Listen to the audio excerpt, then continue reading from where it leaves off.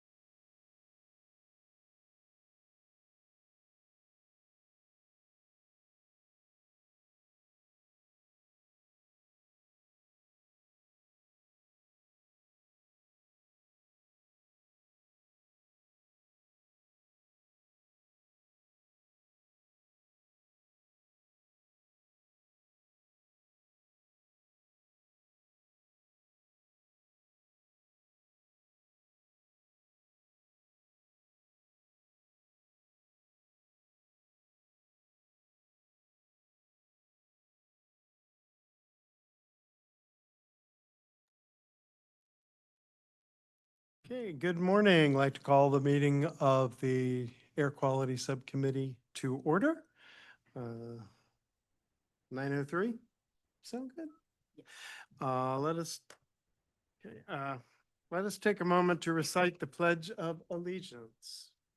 Stand as you are able.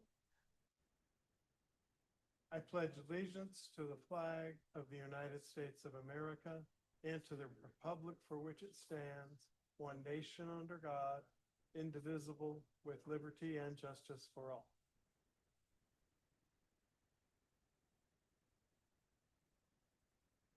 Thank you. In compliance with notification requirements of Ohio's open meeting law, notice of this meeting has been publicly posted and major public media have been notified. NOACA conducts its meetings according to Robert's Rules of Order. Actions during the meeting will be taken by voice vote. If any member feels the need to abstain from any vote due to a conflict of interest, he or she should state their intention to abstain when the matter is introduced by the chair for the presentation. For the record, subsequently, that member shall not participate in any discussion of the matter for which a conflict exists. According to Robert's rules, absence from a meeting does not require a member to abstain from voting on the minutes if the member shall still wishes to abstain. He or she should state their intention for the record. For the benefit of our guests, from the public, and the recording of this meeting, please be sure to speak into a microphone. The microphones can be turned on and off using the button at the base. Are there any new members who would like to introduce themselves? Okay. We have the minutes. There's somebody with hand. Hi, sorry. Oh, I'm sorry. I'm Megan Romanchuk, with ODOT. This is my first meeting. And Corey Zinger, also with ODOT. Thank you both. Welcome to our subcommittee meetings. And any other new members? Okay. We have the meetings of the December 19th, 2025 meeting. Are there any corrections or additions?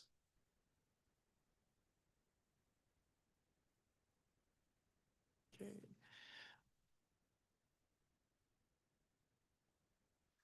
Could I please have a motion to approve these meeting minutes?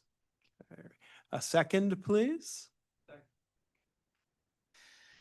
All in favor? Aye. And any opposed? The motion is approved. Do we have anyone who has signed in to speak today? Thank you, ma'am.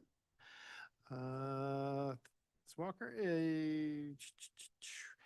and is there an executive director's report? Just one item. Good morning, everybody. Happy Friday. We have a change in schedule. And so the June 12th meeting of the board, or no, what is this one?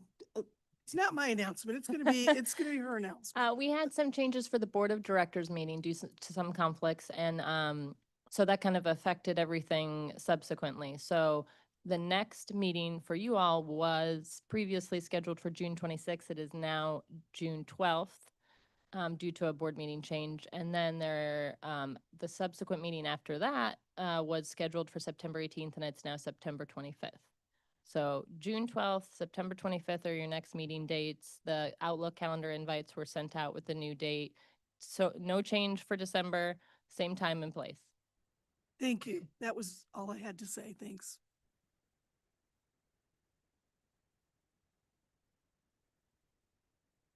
Thank you, Madam Director. And it appears there are no action items for today's meeting. And let's see, information, we have presentation and discussion items. the subcommittee focus areas. Now presenter Sarah Mulligan, please. And looks like she's all queued up and ready to go. Okay, good. Wasn't on. Can you hear me now? Okay, excellent. Thank you. My name's Sarah Mulligan. I'm the Interim Director of Environmental Planning here at NOACA, and I'm going to be going over the focus areas for calendar year 2026. So there's no action requested at this time. This is just for presentation, or this presentation is just for informational purposes only. And these are the focus areas that were approved by the Planning and Programming Committee. Since this is the first meeting of the year, this would be an opportunity for us to remind the subcommittee members of the purpose and functions of the subcommittee meeting. Air Quality Subcommittee serves as an advisory body to the Planning and Programming Committee with a focus on advancing the agency's air quality and environmental planning efforts. In this role, the subcommittee provides informed advice and policy recommendations on air quality issues as well as transportation projects that may have air quality impacts. It also plays an important role in helping identify key environmental challenges and priorities and emerging concerns across the region. We included this slide just to show you what the calendar year 2025 focus areas are. And those were the ones approved for last year. And here are the focus areas for calendar year 2026. The only real change to the focus areas is the consolidation of our GoHio commute and rideshare into a single category. This reflects the renewed and more strategic emphasis we're putting on reducing mobile emissions by kind of incorporating it into our mobile emission reduction effort. And we'll provide more information on that later in the presentation. Additionally, for the regional climate action planning, the period of performance for the climate pollution reduction grants will go through into the summer calendar year 2027. And so we're going to be in the near term focusing on finalizing our sub-agreements with partner counties in the region and advancing and completing their climate action activities. So this will be kind of the wrapping up of our climate projects. For next steps, the meeting agendas and materials will be crafted to accomplish these identified focus areas for the subcommittee. Thank you. Any questions? Okay, thank you. And now we'll hear the information from the NOACA Air Quality Program update. Ms. Dennis? Hi, good morning, everyone. My name is Ashley Dennis. I am the Air Quality and Rideshare Planner for NOACA, and I will present to you an update on the NOACA Air Quality programs. So no action is requested at this time. This is just for informational purposes only regarding our efforts to conduct public outreach and education around NOACA's air quality programs. So first up, we have Air Quality Awareness Week. So that is happening May 4th through May 8th of this year. So each spring, NOACA takes part in Air Quality Awareness Week, which is a nationwide outreach campaign organized by the US EPA. During this time, NOACA emphasizes the importance of clean air through coordinated messaging and social media engagement. So the EPA has not yet provided the topics for this year's campaign, but last year's topics were wildfires and smoke, asthma and your health, indoor air quality, and animals and plants. All right, and then we also have our air quality forecasting. So just to give a very special thanks to the National Weather Service and their team of meteorologists, as well as Sam Rubens from the Akron Division of Air Quality. Thank you so much for helping us navigate through forecasting for ozone season 2026. So NOACA provides daily air quality forecasts for the Northeast Ohio air quality region, focusing on ozone and fine particulate matter, or PM 2.5.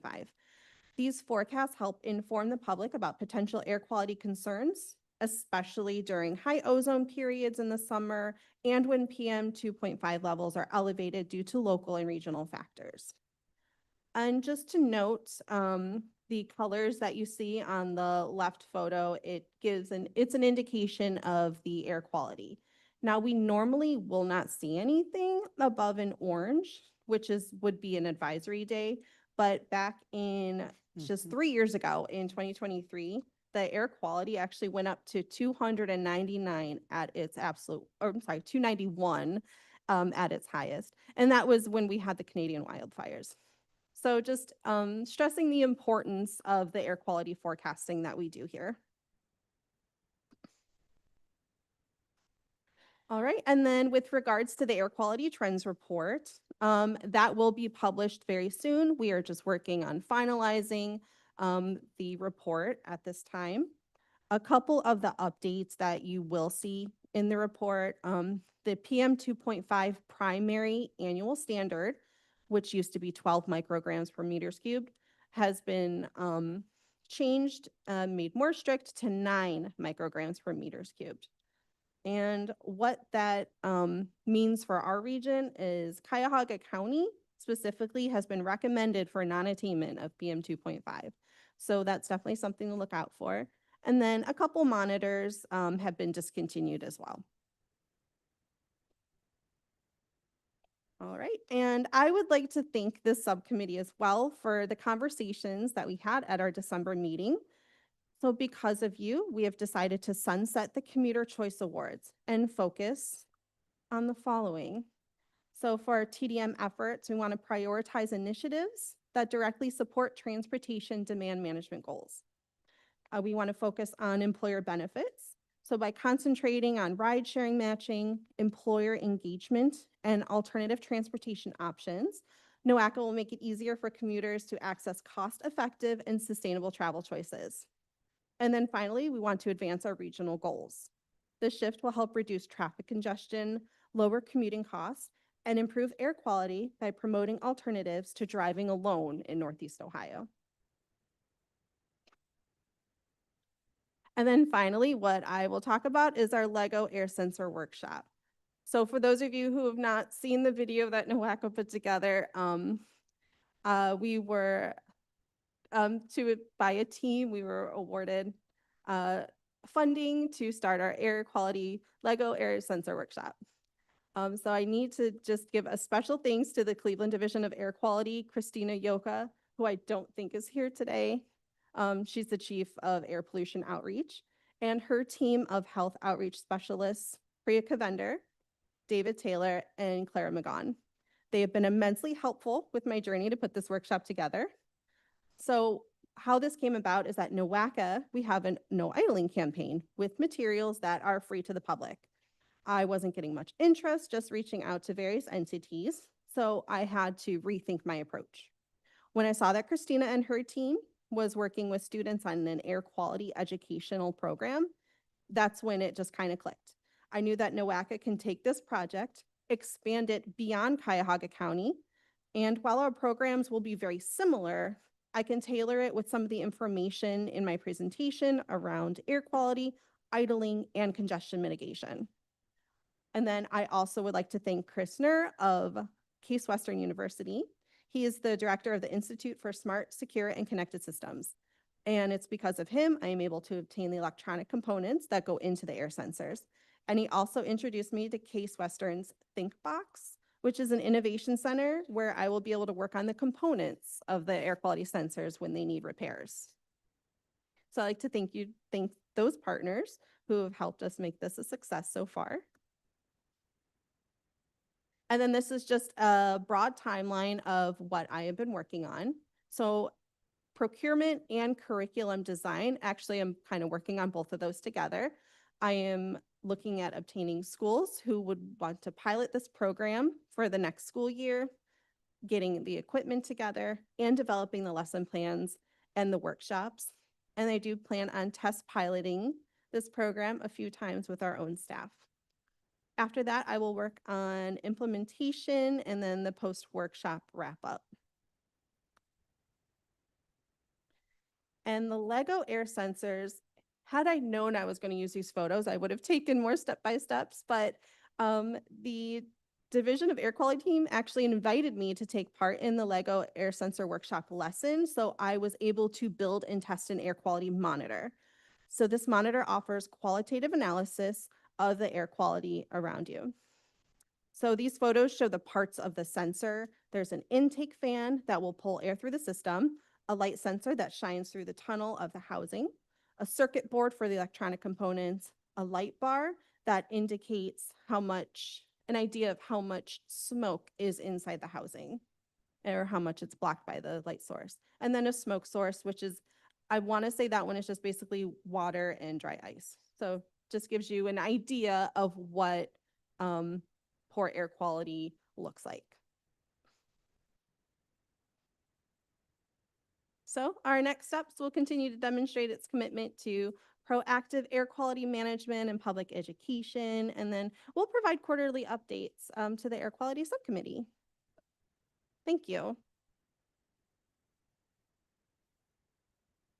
And thank you for the update. I will just share one additional tidbit on the Lego workshop. And obviously this is all subject to change with a new program and a new rollout. But when we have done this in schools and at the Science Museum before, we don't just give them the completed instructions. We make them think, experiment, fail from time to time as they're developing their own science project. So that, to me, that's the beauty of it, you know. We could just hand them a purple arrow or something if we just wanted them to get experience on doing sampling of air quality, but and they're Legos because they're fun. Anyway, so that's, if you ever come to our offices, that's why we have a big bucket of Legos in the office. It's not what people may think at first draft. Okay, but thank you for that report. Thank you. And looks like we have a familiar, oh, I'm sorry. With that, David, yes, thank you.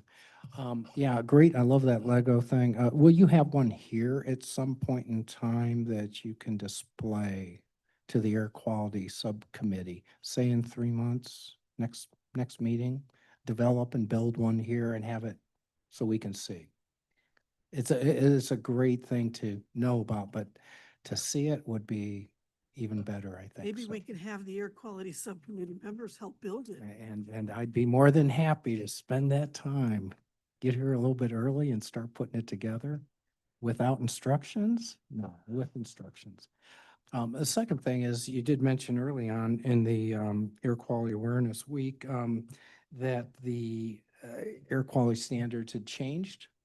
And with that, my question is to everyone is, really, do you think that by moving those goalposts to this new standard that you would not have, attainment for air quality here in the Cleveland area?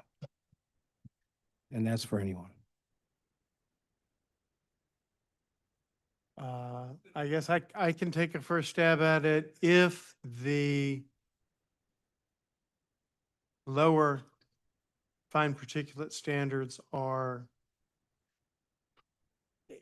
completely enacted, there's some debate right now over whether that lower standard is going to remain the standard. I know for the Cleveland area will not be an attainment. But again, that's under some debate. There's potential discussion beginning on the lower ozone standard and whether that, yeah.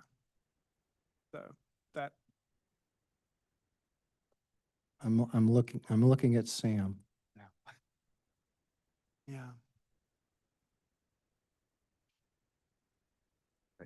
So yeah, the hard part is if you look historically at the standards back a long, long time ago, the standards for ozone specifically were 125 for a 1 hour.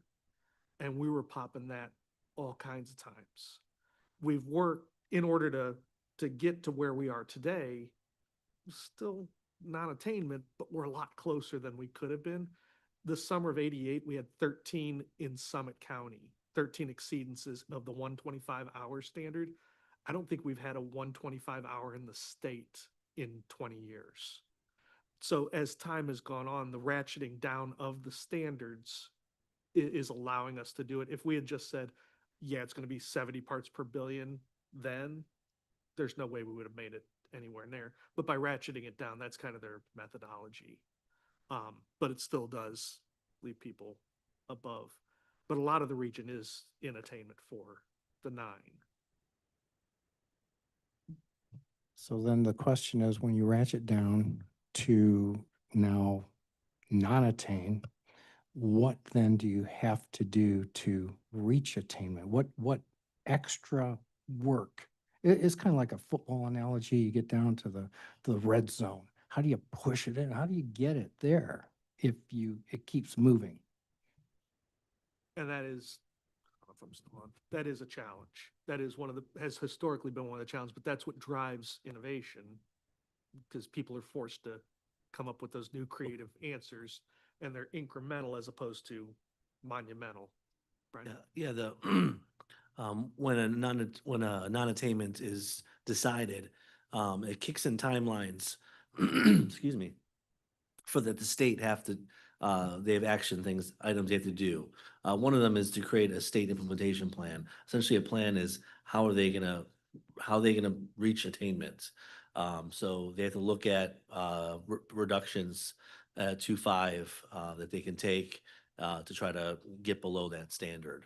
And they've looked specifically at, areas. They'll look at the monitors that are exceeding and, potential sources in that area and see where they can, get reductions.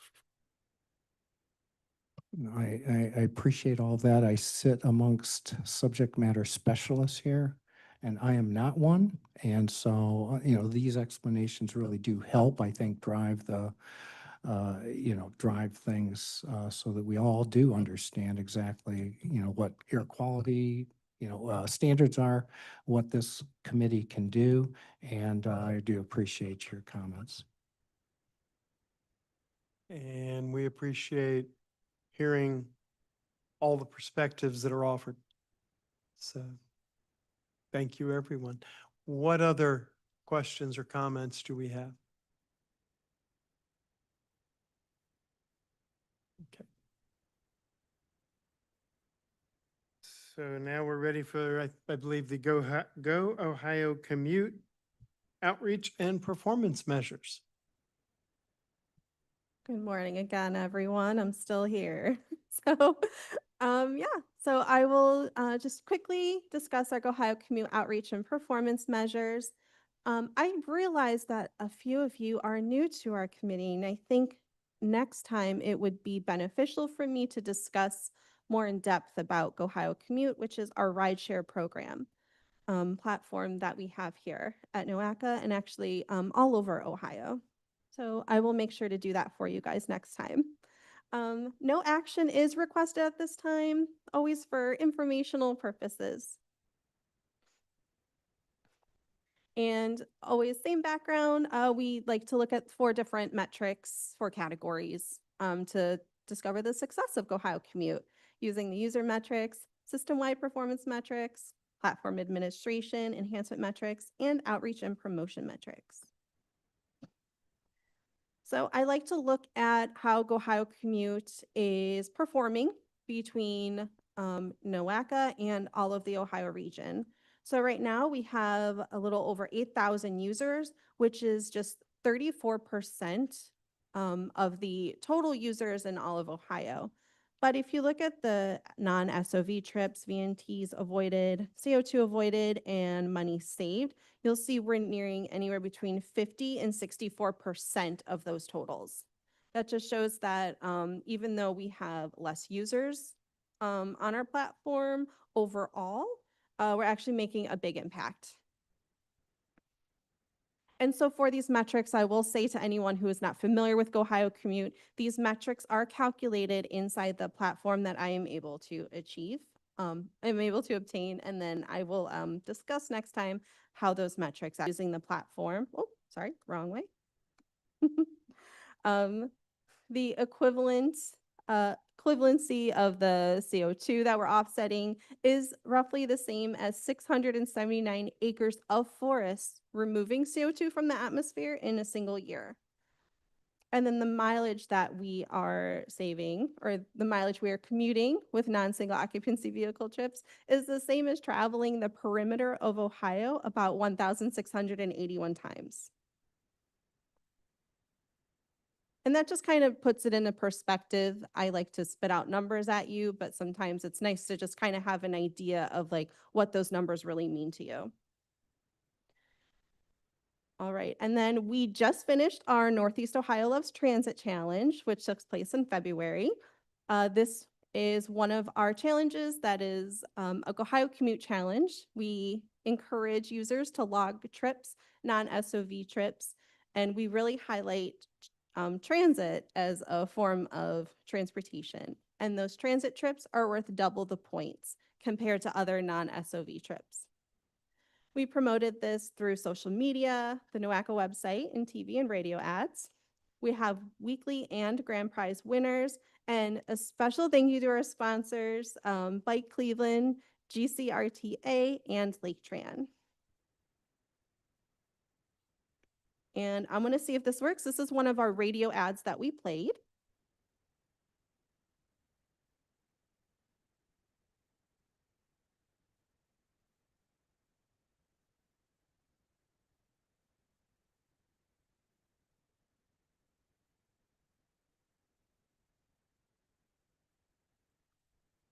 Oh, nope. Probably didn't need to hear that twice. All right, and then just to calculate the success of the challenge itself. So I have in white is the metrics from this year. And in green, that's the increase showing what we did from the previous year. So we had a 27% increase in participation, 46% increase in trips. Everything just increased this year for the challenge. I am really happy that that happened. And special thanks to Public Affairs for getting the word out as well about this challenge. And then I think this might be our video. Sorry, it's a little low.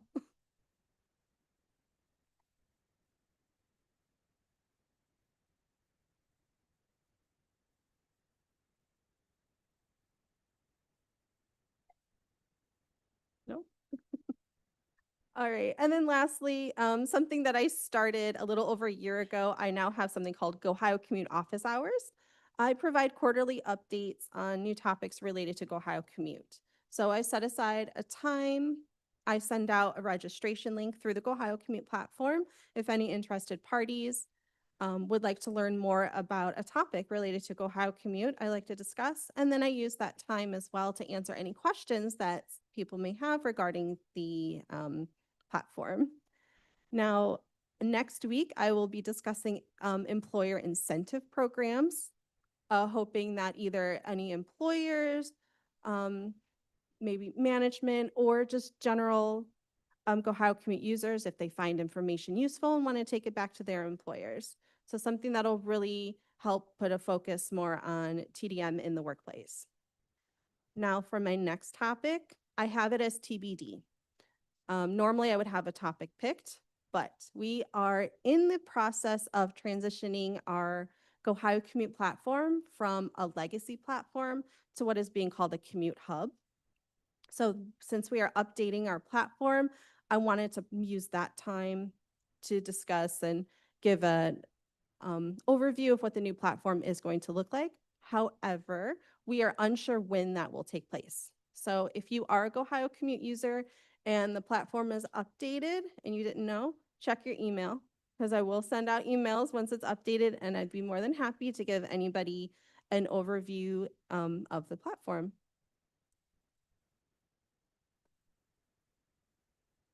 So for financial impacts, we currently spend $10,000 on the Ohio Commute platform, and I will continue to provide quarterly updates to the subcommittee. Thank you so much. What questions or comments do we have regarding the Ohio commute? Yes, sir.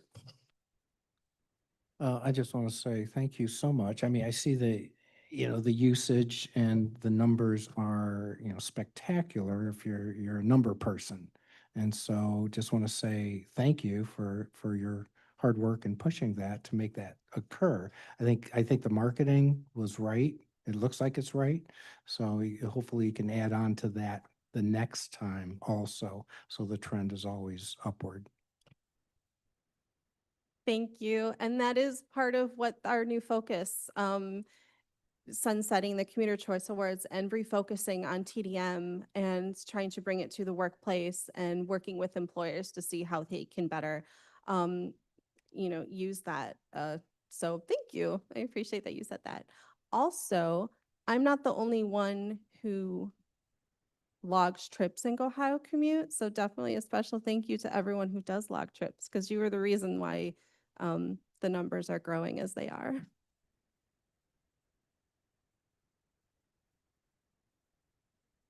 Okay, thank you. Have Thank you. Another question, another thought? Any idea of why the numbers went up? Was it just because you did increased outreach and used your customer information system better? So I don't think it's just one thing, and I can't pinpoint it because I haven't had a chance to do a deep dive, but I think it's definitely the collaboration that we have with public affairs. I think the work that they're doing with, I love the radio ads and the TV spots that they do. I think it's great. I know they were actually just at, I believe it was the Chargers game. Yeah, the Chargers game, and they were promoting Go Ohio Commute there too. Um, so it's a little bit of everything, and then trying to do the outreach within the platform, getting people reacquainted, just really just trying to like drive home that, logging trips, is more than just going in there and clicking some buttons, like to show that you really are making a difference. Thank you. Thank you. Other thoughts, comments, or questions?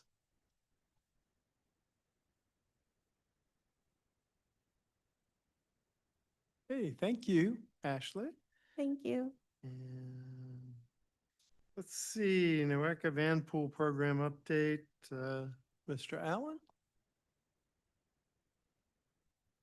Good morning, everyone. My name is Adam Allen. I'm a planner in the programming division here at NOACA, and I manage our Van Pool program. And with this being the first meeting for the subcommittee for the year, we thought it'd be a good time to give a Van Pool program update. No action is requested. This item is for information and presentation, and the Air Quality Subcommittee has in the past received periodic updates on the Van Pool program. So just to start with the basics, a van pool program is a structured commuter transportation arrangement in which a group of employees who live in a similar geographic area share a van to travel to and from work on a regular schedule.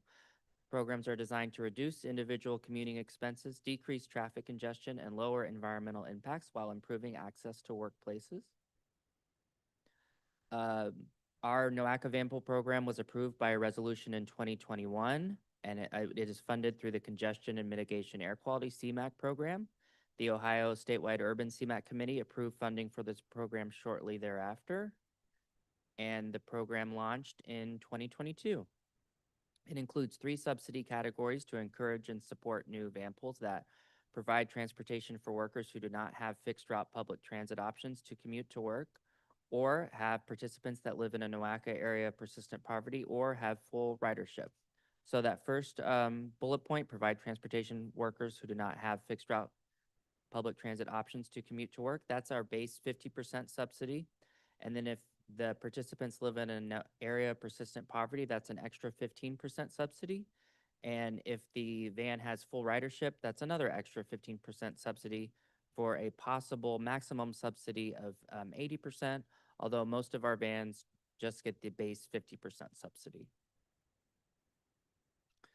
NOACA contracted with Commute with Enterprise in 2022.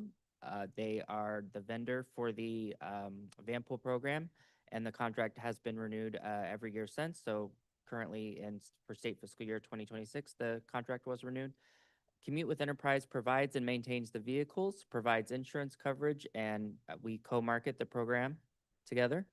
As of January 2026, 28 van pools were participating in the regional program.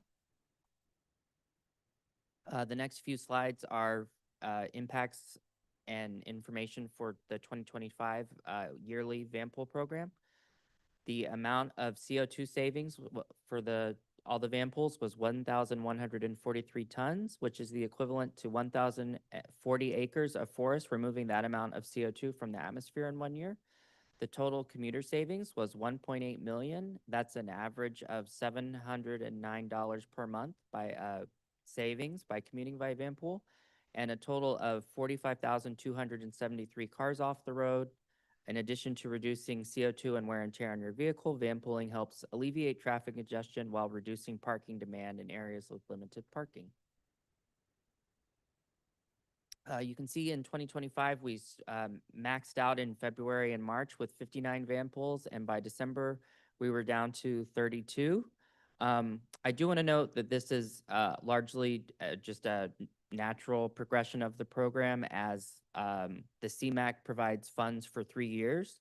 So many of the initial van pools had their 3-year expiration date, which is resulting in fewer van pools throughout the year. And then users per month also maxed out in February and March at 274. And then by December, we were at 162. But again, that's largely a function of van pools, what we call sunsetting, after meeting their 3-year subsidy per CMAQ guidelines. So as of January 2026, we have 28 van pools. 25 are just getting that base subsidy, that 50% subsidy. And then 3 additional van pools get a total of 65% subsidy for the workers being in an area of persistent poverty. The largest van pool participant by far is the Cleveland Veterans Affairs Medical Center. That's 83% of the vans. We also have a few vans by an organization called NCC Solutions, one van, a company called Montville Plastics, and another van, DFAS, that's the Defense Finance Accounting Service, I believe is the acronym there, and that's another federal agency. This might be a little hard to see, but this shows you where the employers are located, as well as where the employees are located. So as you can see, they come throughout the region. As long as the van pools are coming into the NOACA region, the employees can be coming from outside the region, which is why you're seeing vans from Trumbull County, Huron County. We do have a few vans that come from outside the NOACA region, but as long as the employer is inside the NOACA region, they are eligible. So really good coverage across Northeast Ohio for the van pools. Staff will continue to manage the program through coordination with CWE and increase regional outreach, targeting major employers and regional employment centers. So we have monthly meetings. NOACA and Commute with Enterprise meet monthly to discuss outreach and particular employers and job hubs to target. So I know right now, for example, with all the employees returning to Sherwin-Williams headquarters, they're focusing on that. Still trying to work with Cleveland Clinic to get a van pool started there, and then just other regional job hubs. So again, we meet monthly to discuss outreach and to try to grow the program to new employees. And there's just a picture of one of our vans. It has the Commute with Enterprise logo, and it says sponsored by NOACA with our NOACA logo on it. Okay, any questions? Sure. Brent? Yes, thank you. This is something I've always heard about, the 3-year subsidy and then it goes away.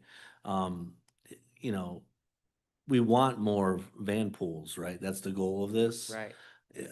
What is the reason for after 3 years, the subsidy goes away?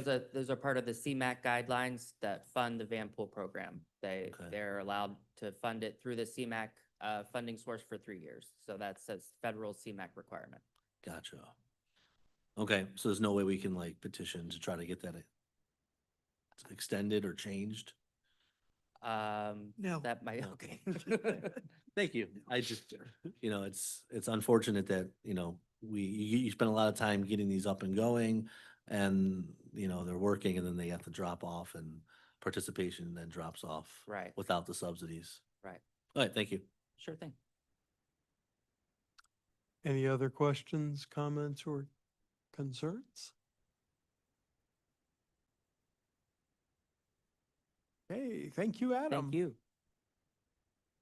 Ms. Mulligan is going to report on NOACA's air quality forecasting. Yes, thank you. So because this is the first meeting of the year and we have done forecasting for a long time, but we wanted to give everyone an update on where we are and some changes that we're making to our forecasting process. So there's no action. This item is for presentation purposes only, and there's no previous action either. For a quick background, NOACA provides daily forecasts for key air pollutants, including peak 8-hour ground level ozone and fine particulate matter concentrations. These forecasts help communicate air quality conditions to the public and encourage transportation mode shift.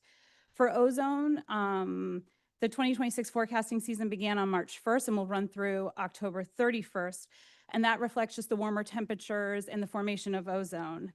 In contrast, forecasting for fine particulate matter is done year-round, and that's because particulate pollution can occur in any season and is influenced by a variety of sources and weather patterns. These forecasts are shared daily through airnow.gov, which is a partnership with the United States Environmental Protection Agency. The platform ensures that air quality information is widely accessible to the public and also helps the public make informed decisions about outdoor activities and health precautions. Ooh, it jumped forward. Just to give you all a little bit of background on the model itself, our forecasting uses a regression analysis, and it was jointly developed with the Akron Regional Air Quality Management District. I believe Ashley gave a special thanks to Mr. Rubens and his team for all of the assistance in the original development of the model, and then kind of some of the refinements we've been making recently. The review of the model is important to confirm that the model is still aligned with current data and to identify those options for and opportunities for refinement. A key focus of the review is to understand how the model captures the influence of Lake Erie on regional air quality, because Lake Erie plays a significant role in local meteorological conditions that can really affect our pollution concentrations. The team also examined meteorological variables and forecast inputs that are used in the model, and that work included coordination with the National Weather Service here, the local National Weather Service here in Cleveland, to ensure that the most accurate and relevant weather data is being incorporated. NOACA air quality forecasting staff is actively working to update and improve the forecasting process. These updates are really aimed at enhancing timeliness and overall effectiveness of our forecasts. And a key part of that effort is the continued and renewed engagement with stakeholders, with folks in this room. By maintaining strong communication, the team thinks that we can better align forecasting practices with user needs. Another important improvement is we're going to be doing earlier reporting through airnow.gov. Because earlier forecasts allow for maximum time for the public to engage in those mode shift options. The team's also collaborating with folks from the National Oceanic and Atmospheric Administration, NOAA, to report and evaluate model performance.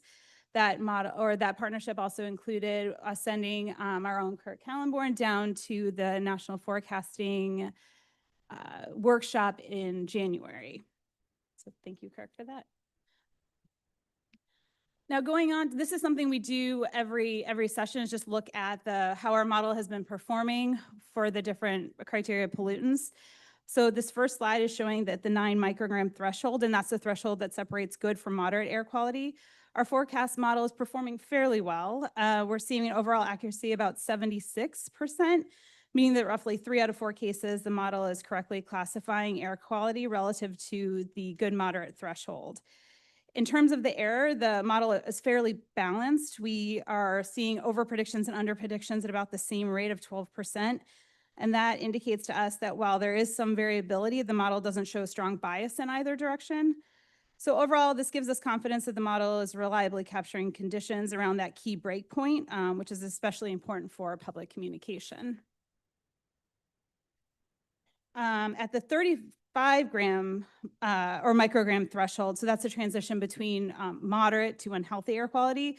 The model is showing near perfect accuracy, essentially 100%. However, just to note that results should be kind of interpreted in context, because during the evaluation period, observed values rarely approached or exceeded that threshold. So most days fell well below the cutoff. So while accuracy appears strong, it reflects kind of more of a limited variability in the data. So we will be able to kind of report out more on this as we're seeing high pollution episodes in the region. For ozone, oops, my notes here. For ozone, we here have both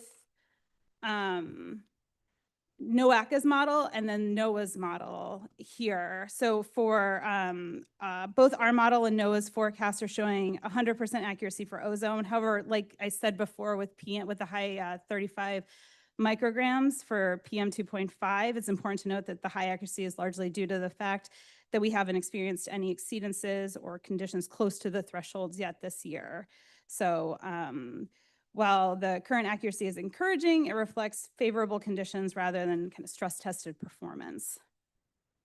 I'm just going to go back really quickly here. Oh, here's PM 2.5. Sorry, I skipped this accidentally. So this also is looking at how NOACA's models and NOAA's models are performing. So at the 9 microgram level, both our model and NOAA's model standard forecasts are forming at about 76% accuracy. While you can see here NOAA's bias corrected model, which is see the M and the B on the last row, is slightly lower at 73%.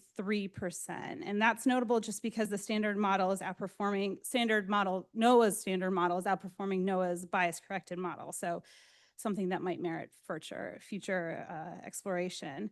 At the 35 microgram threshold, both NOAA's model, bias corrected and standard, and ours have near 100% accuracy. However, like we said before, due to that threshold due to our forecasting not having presented at that threshold.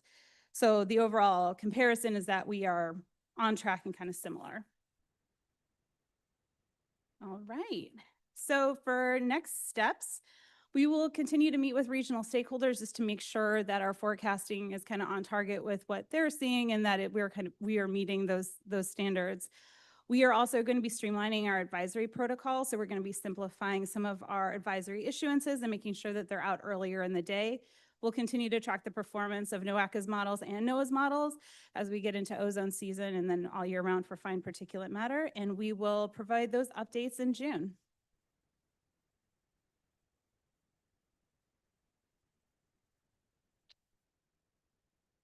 Sorry, wrong button.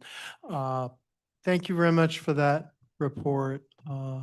Personally and professionally, I appreciate NOACA's renewed emphasis on forecasting and kind of taking this opportunity as a reset to improve the level of service we're receiving. So thank you. Appreciate Mr. Rubens and all the other folks that you had mentioned,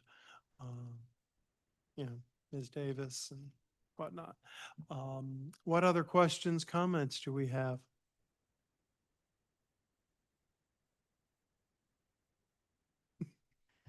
Okay. All right. As I'll go back. I just mentioned we did move the goalposts, okay, to that, in which Mr. Rubens here said that that drives innovation. We can, find new ways to attain that number. My question is at what cost? How much cost goes into those types of things to where it becomes not viable to move that goalpost again? So that's my question again to the group, and you can also answer if you'd like.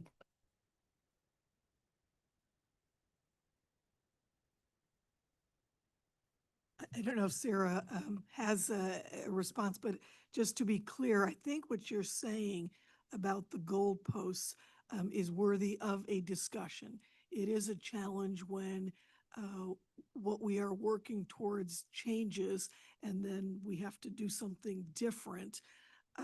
But I don't believe we are responsible for the goalposts, right? So that is EPA, and, you know, what we can do about that. Um, I'm a big fan of looking at things two ways. So we can always look at it as the progress we are making had the goalposts not shifted, and the progress we are making with the goalposts shifted. And so always understanding that we're continuing to go in the right direction, even if we haven't met the new goal. And just maybe on the larger picture of climate action planning and movement towards that. In readings, I've seen that the world has spent well over $16 trillion and has not moved the temperature 1 degree down. We're staying the same or increasing. So what could that $16 trillion have done other than move towards this thing? I don't know. Just a question of how we use our resources and what we're trying to do to get to a goal of zero. And that's what I believe that the whole goal is zero. And what does that mean? And if somebody could give me an idea what that means, that'd be great. I read what happens in the United Kingdom and what they're doing to push towards this. And economically, they're going to be failing very soon. It's going to be very difficult there. So I'm just wondering how the United States is going to look at it.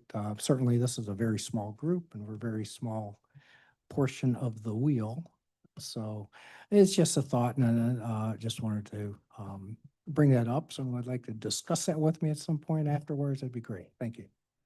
Appreciate those thoughts as well. It is important to look at all of the work that we do in the sort of in the context of cost benefit analysis.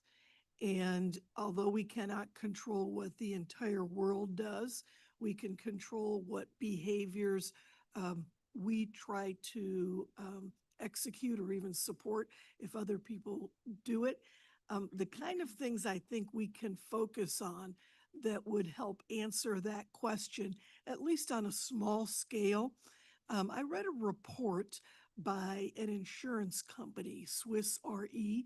They did a big study around climate action and the kinds of things that you can invest in doing that have a high rate of return, even if it isn't necessarily something that you can see on the big thermometer. You can see it on the small.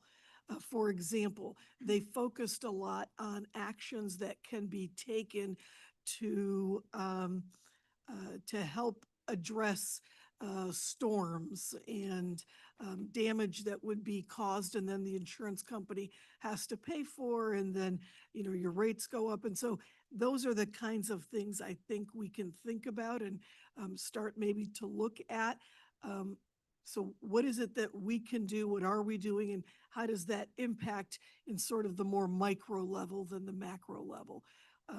And although sometimes you may not see the needle moving, it still does move in little tiny slices that you can't see. So every behavior change does make a difference. How much of a difference and how much does it cost to get there is worthy of discussion. Okay, thank you for those important words of wisdom and comments. Any other questions for Sarah regarding the forecasting?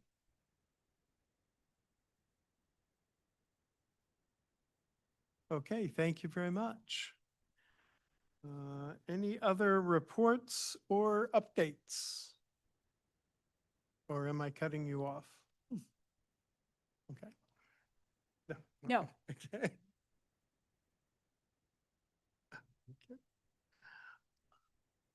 Okay. Any old business?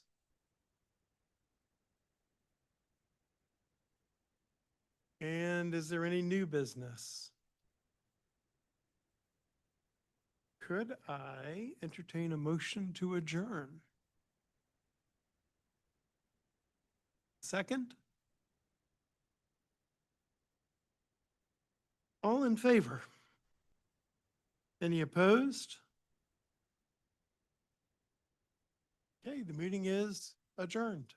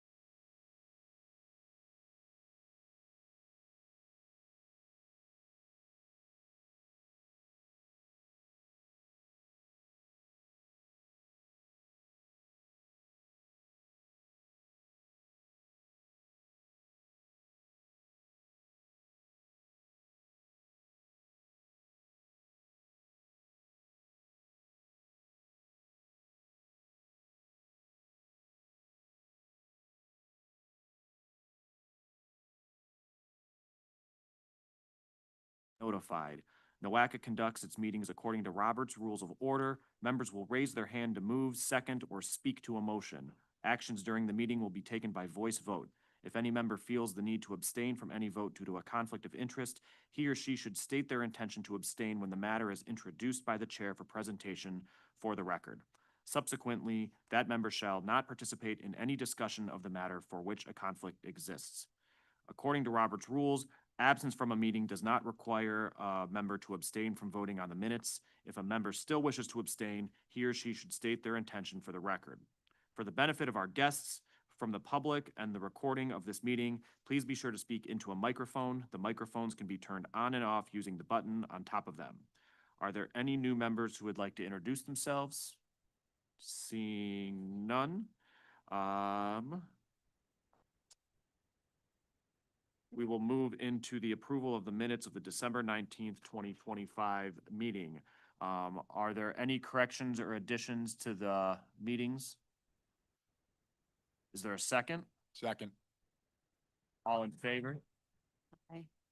Any opposed? The motion is approved. Easy enough. So we will begin with our advisory council updates, with the Bicycle and Pedestrian Advisory Council update from the chair, Jacob Van Sickle. Jacob, We have no updates. no updates. Move into the Safety and Operations Council, Chair James Kuzner, any updates? He is not here. And the Transit Council from Joanna Santilli, also not here. Summary of any information provided can be found in the packet. Is there an update from ODOT? No updates. No updates. Has anyone signed up to speak today on public comment, Ms. Walker? No one. Being done, we'll move to the next agenda item, to the chair, the executive director's report. Is there an executive director's report today? There is not, but good morning and happy Friday. Just want to make one quick announcement that make sure to look at your calendars and note that the next subcommittee meeting has been moved to June 12th from June 26th due to the board meeting being moved. And then also the September meeting has been moved to a different date for the same reason of board meeting change. So just want to make sure that you note those. We did send out new invitations, but just bringing that to your attention. Thank you. Okay, thank you. We will move into our action items, beginning with the fourth quarter state fiscal year 2026 plan and tip amendments presented by Ed May from staff. Good morning, Mr. May. Good morning, everyone. I'm going to present item 6A, the plan and tip amendments for the fourth quarter of state fiscal year 2026. The action being requested is for the Transportation Subcommittee to recommend fourth quarter state fiscal year 2026 plan and tip amendments to the Planning and Programming Committee for consideration of placement on the Board of Directors agenda for June 2026. With respect to previous action, the projects have been through project planning review. I just wanted to share this slide with you. This illustrates our amendment to the plan and tip. Completion of project review establishes the project's eligibility and enables it to be amended to the plan and tip. And the plan provides the 20-year outlook for projects and regional transportation needs. And the tip is the 4-year program that implements the priorities established in the plan and contains funding commitments. Just a little reminder that an amendment is a revision to the plan or to the tip involving a significant change, primarily the addition of a project to the tip, or a modification or revision to a project currently programmed in the tip or on the plan, such as the advancement of a project from the plan or the addition of a project phase. Also, a change in the project cost that exceeds established change in cost thresholds, or perhaps a design or scope change, such as a bridge work being added to a resurfacing project, or changing a project from a pavement maintenance to an intersection expansion. In the case of transit, they might be adding or removing scope activities or activity line items, or also the removal of a project. So all of these actions require public review and comment, a redemonstration of fiscal constraint, and air quality conformity for non-exempt projects and also for regionally significant projects, culminating in a board action. So these amendments include a project initiated through the second quarter project planning review, which was adopted, the project planning review for which was adopted at the March board meeting, and a project associated with the Metro Health Bus Rapid Transit. Also, projects currently programmed in the TIP that require a resolution. The listing of the projects to be amended to the plan and TIP is on pages 18 through 21 in your packet. I'll just go through them quickly here. This slide contains the plan and TIP amendment listing the infrastructure improvements supporting new mixed-use development and a stadium in the city of Brook Park. Project planning review was approved at the March board meeting. The amendment of the project to the plan is being processed, but as a regionally significant project, the project is undergoing air quality analysis for conformity. So we're in the process right now of doing that. We've conducted an interagency consultation with our partner agencies, AMATS, or Akron Metropolitan Area Transportation System, ERPC, ODOT, FHWA, and EPA.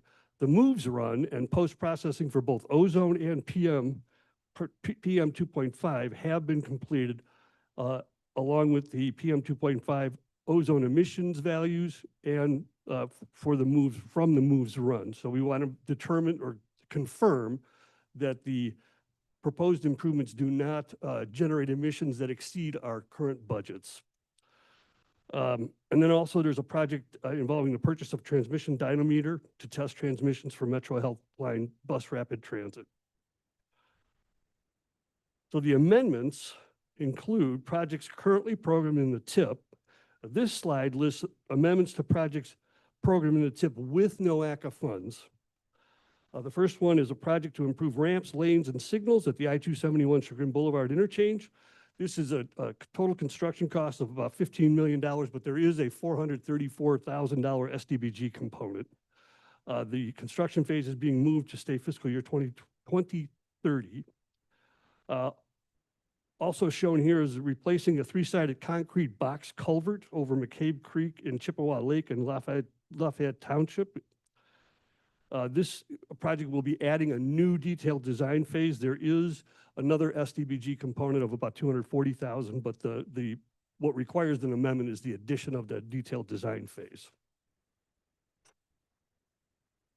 This slide and the next one lists amendments to projects currently programmed in the TIP, but these are not programmed with any NOACA funds. Here, there's a bridge project involving repairs to the Brook Park Road Bridge over the Rocky River Valley in Fairview Park. Additional funding has been added, which exceeds the change in cost threshold, so it requires a board action. And then we have the cancellation of 3 transit projects, one being a GCRTA vehicle replacement project, and then operating assistance from Lorain County Transit, and then another GCRTA electronic records program. Also shown on this slide is a rehabilitation of a GCRTA track bridge over Canal Road. This has some scope updates to it and associated funding activities being adjusted. Similarly here on this slide are 6 more GCRTA-sponsored maintenance projects or programs for which there are scope updates and funding activities being adjusted. These are HVA system improvements, pavement improvements, information technology system upgrades, light rail track rehabilitation program, elevator escalator replacement program, and then the Hayden facility CNG expansion project. Again, these are not programmed with any NOACA funds. The cost of the proposed projects being amended to the plan and TIP is $83.3 million. The total cost of projects being revised in the plan and TIP is approximately $114 million. Now, funding for these projects is committed and or planned from NOACA and non-NOACA funding sources provided by FHWA and and FTA and administered through ODOT. So with board adoption, the amendments would be incorporated into the NOACA plan and or the statewide transportation improvement program amendment in July. So with that, I'd like to request the Transportation Subcommittee to recommend fourth quarter state fiscal year 2026 plan and tip amendment to the Planning and Programming Committee for consideration of placement on the Board of Directors agenda for June 2026. Thank you. Can I have a motion to approve? Motion, is there a second? Second. Any discussion? Go ahead. Ed, what was the difference between the 83 million and the 114 million? How much of that is NOACA funding that's being requested? Well, actually, no NOACA funding is being requested. This just involves the two projects that currently have NOACA funding programmed in it, and the total of those two, I believe, is $700,000 Okay, combined. thank you. Is there any other discussion? Yes, ma'am. I just wanted to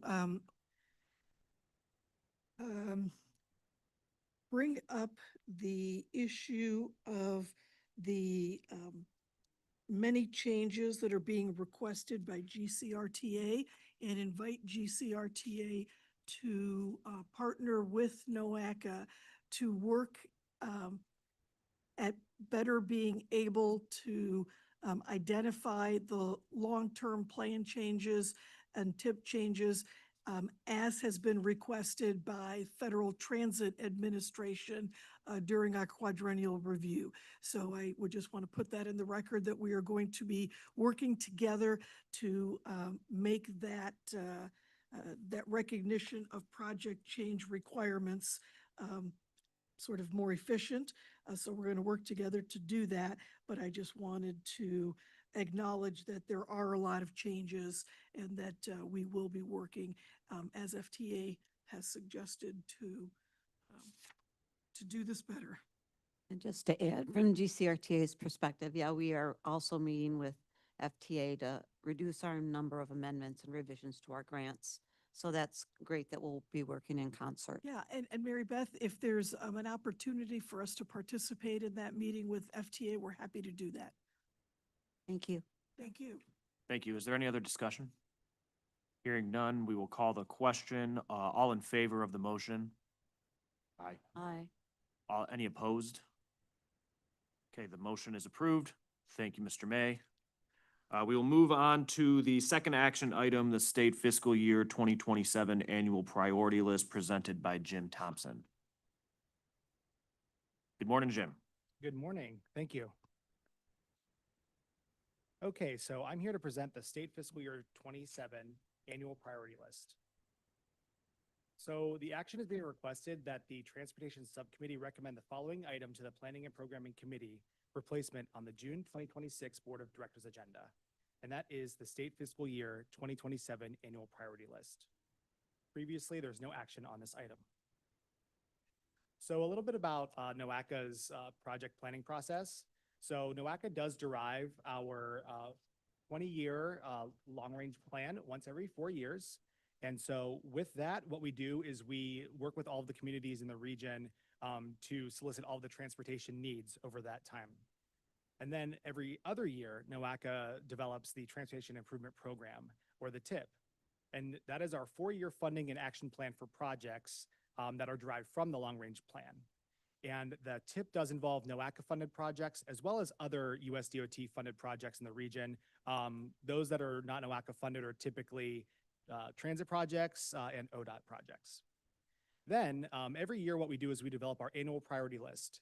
And this is the list of projects that have, this is a list of projects that has NOACA committed funding to it.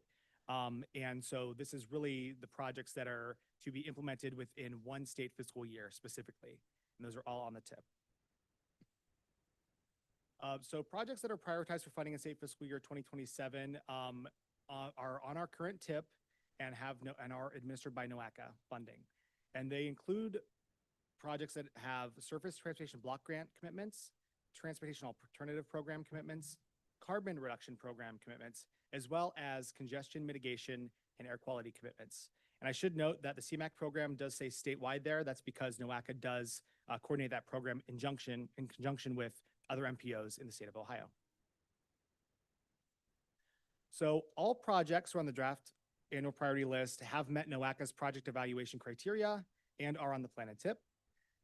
And we are coordinating with sponsors to ensure that they can implement those projects within that state fiscal year. And they are the basis of our capital programs performance measures. So the draft annual priority list includes 19 projects with a total NOACA commitment of $45.7 million. And then should any additional funds be available in state fiscal year 2027, we will consider expending those based on the hierarchy that the board of directors approved back in 2015. And those prioritizations are to reduce planned debt requirements, to advance future projects to the tip, to fund new projects, and to fund any requests for project cost increases. This chart here illustrates the funding distribution by work type on the current draft APL for those 19 projects. So about 40% of that commitment is for projects that are roadway minor rehab. Then about a third of the commitment is for roadway major rehab. And then the rest is essentially for shared use path projects, bicycle facilities, bridge preservation, and pedestrian facilities. So now I'm going to go through the list of projects based on the primary work type.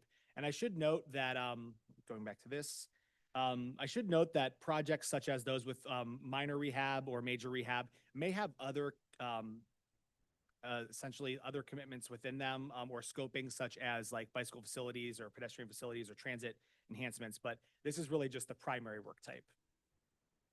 Okay, so those projects that are bicycle and pedestrian focused include, there's 7 projects. We have the City of Cleveland's Cleveland Downtown Connector Trail. We have the Cleveland Metro Parks Euclid Creek Phase 3 project. We have Cuyahoga County Department of Public Works Olmsted Greenway project. We have the Van Aken Boulevard Path in Shaker Heights, the Lake Metro Parks Lakefront Phase 3 project, which I believe is in Painesville Township. We have the sidewalk in Timberlake, and then we also have an additional sidewalk in Sheffield Lake. We have one bridge project that's on the draft APL, and that's in Medina County. And then we have 2 major roadway rehab projects, one of which is the Lee Road project that is administered by the Cuyahoga County Department of Public Works, but that one is actually in Shaker Heights with, I believe, a block or 2 in the city of Cleveland. And then we also have the Medina County Engineers project along Lake Road. And then we have one traffic control project focusing on signal upgrades, and that is in the city of Chardon.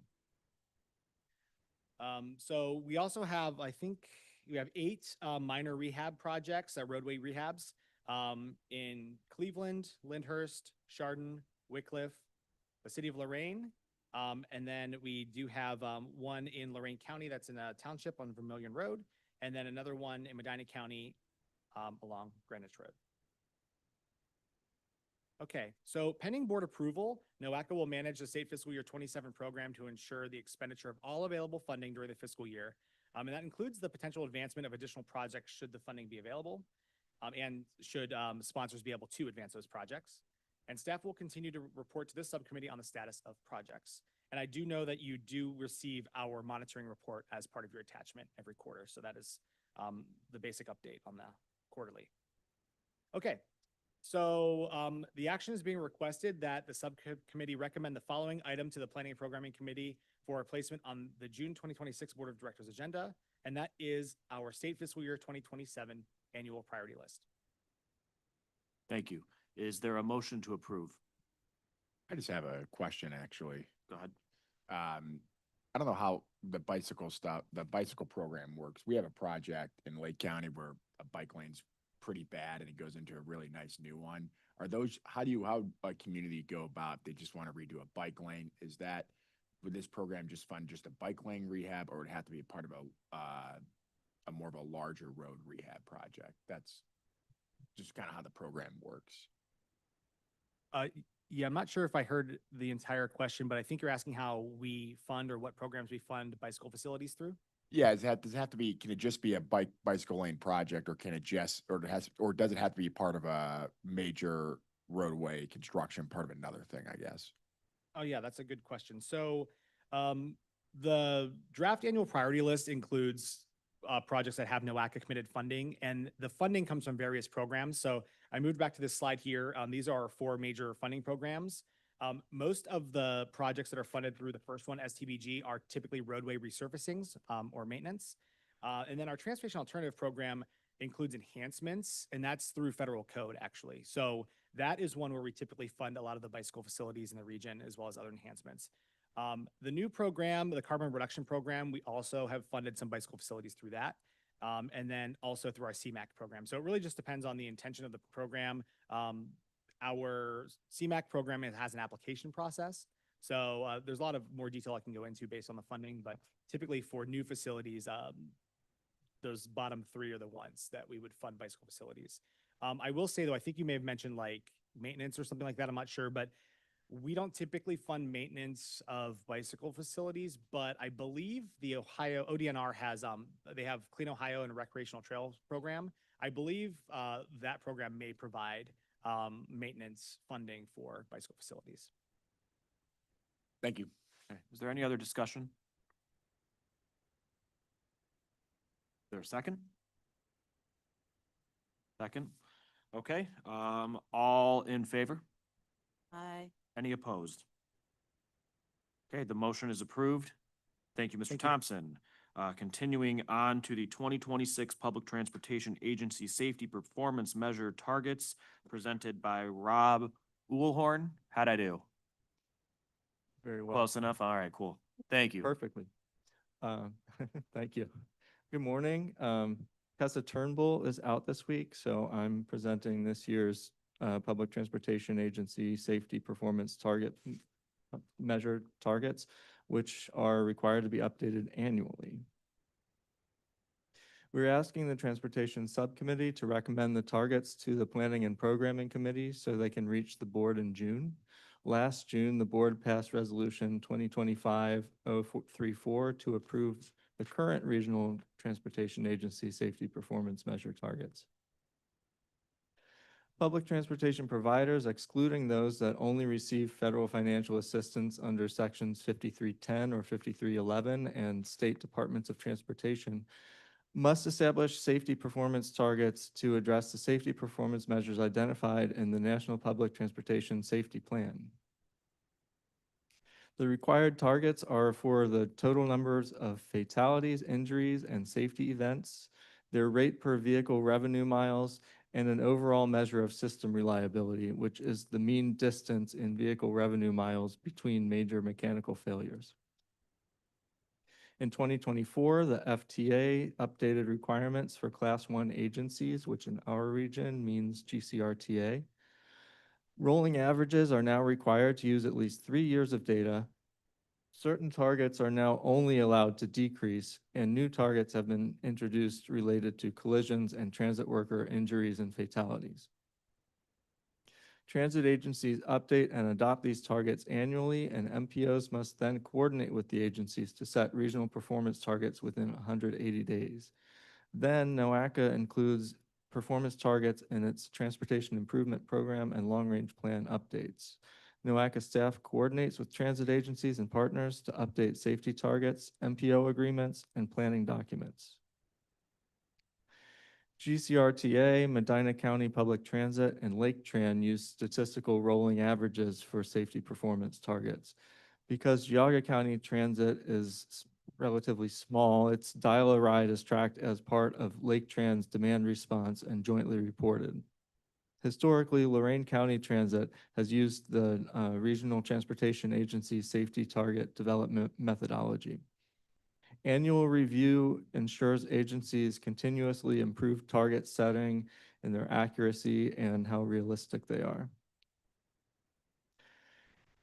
In the following tables, black numbers indicate that targets remain unchanged from 25 to 26. Blue targets indicate a more ambitious target for 26, and red targets indicate a relaxed expectation. For all targets except system reliability, a lower number means fewer bad outcomes occurring. For system reliability, a higher number means the distance vehicles travel between failures has increased. For injuries, Lake Tran and Geauga County Transit have improved targets for demand response service, and Lake Tran has kept the numbers for injuries static over a higher number of vehicle revenue miles for motor buses, which is the term for regular fixed route service in this case. Fatalities remain 0 in each category. Safety event targets continue to improve for Lake Tran and GCT, while safety event targets have been relaxed for motor buses. The divergence between the total number of injuries and safety events for motor buses indicates an expectation of non-injury or fatality events that weren't accounted for last year. For system reliability, targets are improved this year, except for Lake Tran's commuter bus target, which has been relaxed by about a third. Last year, Lake Tran strengthened its system reliability target, but this year it's backed off from that goal. For demand response, including GCT, the targets for injuries, events, and system reliability have improved over the last 2 years. Notably, the target for safety events has diverged from the target for injury events, implying a reduction of severity in events that do occur. Finally, motor buses, which are the standard fixed route buses, they made both their injuries and events targets lower last year and have retained that goal for this year for injuries while increasing it for events.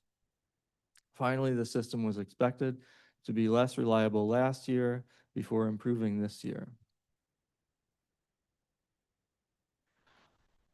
Lorain County Transit has retained their targets from last year. There have been a couple changes to Medina County Public Transit since last year. The biggest is that they used to separate out targets into demand response and motor bus categories, and this year they've combined them into a single target called general public demand / micro transit. Like the other agencies, they're looking at fatalities being 0 for both total and rate. Last year, they decreased their injuries to 0.05, which now they're doubling to 0.1, which is a large proportional increase, but given the low base number is not really much of an increase at all. The injury rate target increased slightly to 0.05, just as we saw for injuries. Safety events moved from 0.05 to 0.1 for this year. System was expected to become less reliable last year, but this year reliability is targeted to improve. In the GCRTA slides, red circles indicate targets that align with those of other agencies. However, in addition to last year's targets and this year's draft targets, you also see performance averages for 2021 to 23 and 2022 to 24, which inform the targets. In general, the averages are trending in the same direction as the targets. However, there are a couple exceptions to this pattern.